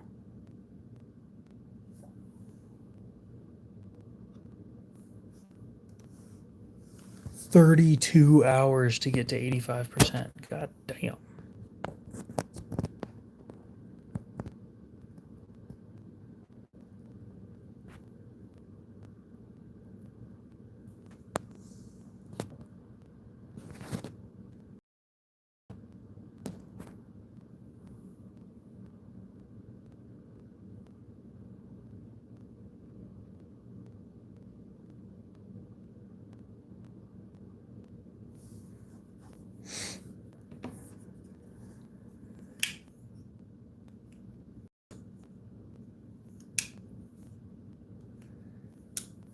Well, I guess I have stray diamonds sitting in my pants now. Because right after I got finished stropping, I wiped it off on my pants. That's fun.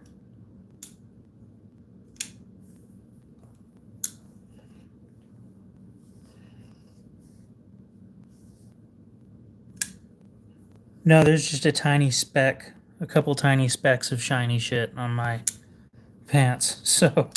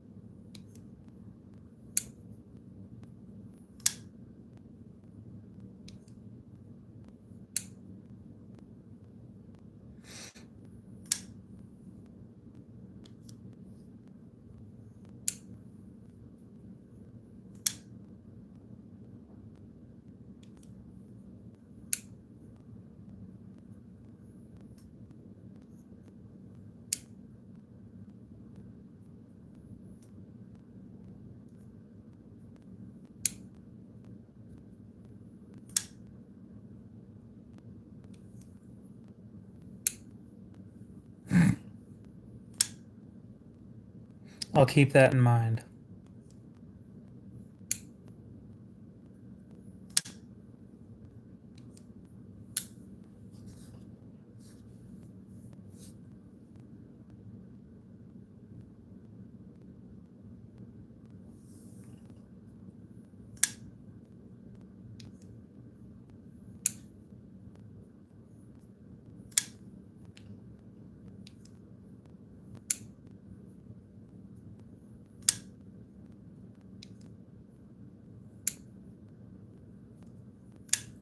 Sorry, I'm looking into this company a little bit further.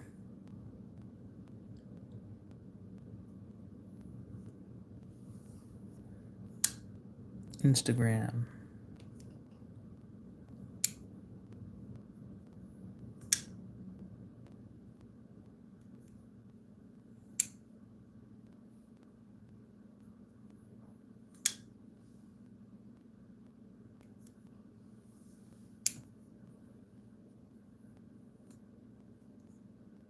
Damn.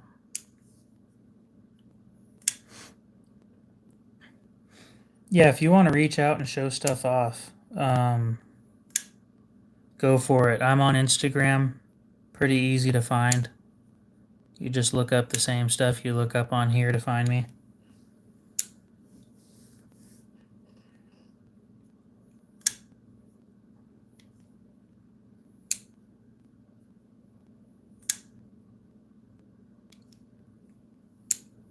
I will be ending the stream here in a minute, though, so I can go have some fries from earlier.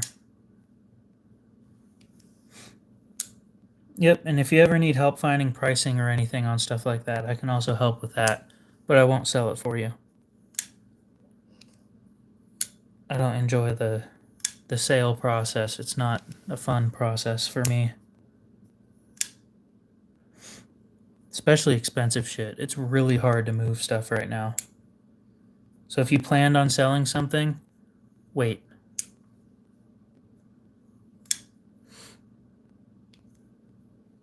Yeah, but it's enamel paint on aluminum. They're really slick from what I've heard. Like slip out of your hand slick. I'd be scared of carrying it. If it's slick in your hand, imagine how slick it would be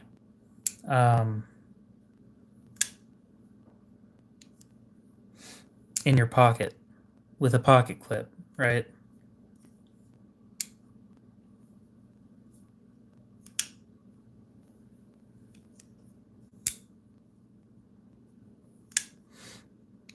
Yep, you have a good one. So yeah, I think I'm probably going to go ahead and end the stream there. It's been almost 4 hours. Didn't plan on going that long. Oh. But hopefully you guys have a great rest of your night, day, morning, whatever it is. And we'll see you in the next one.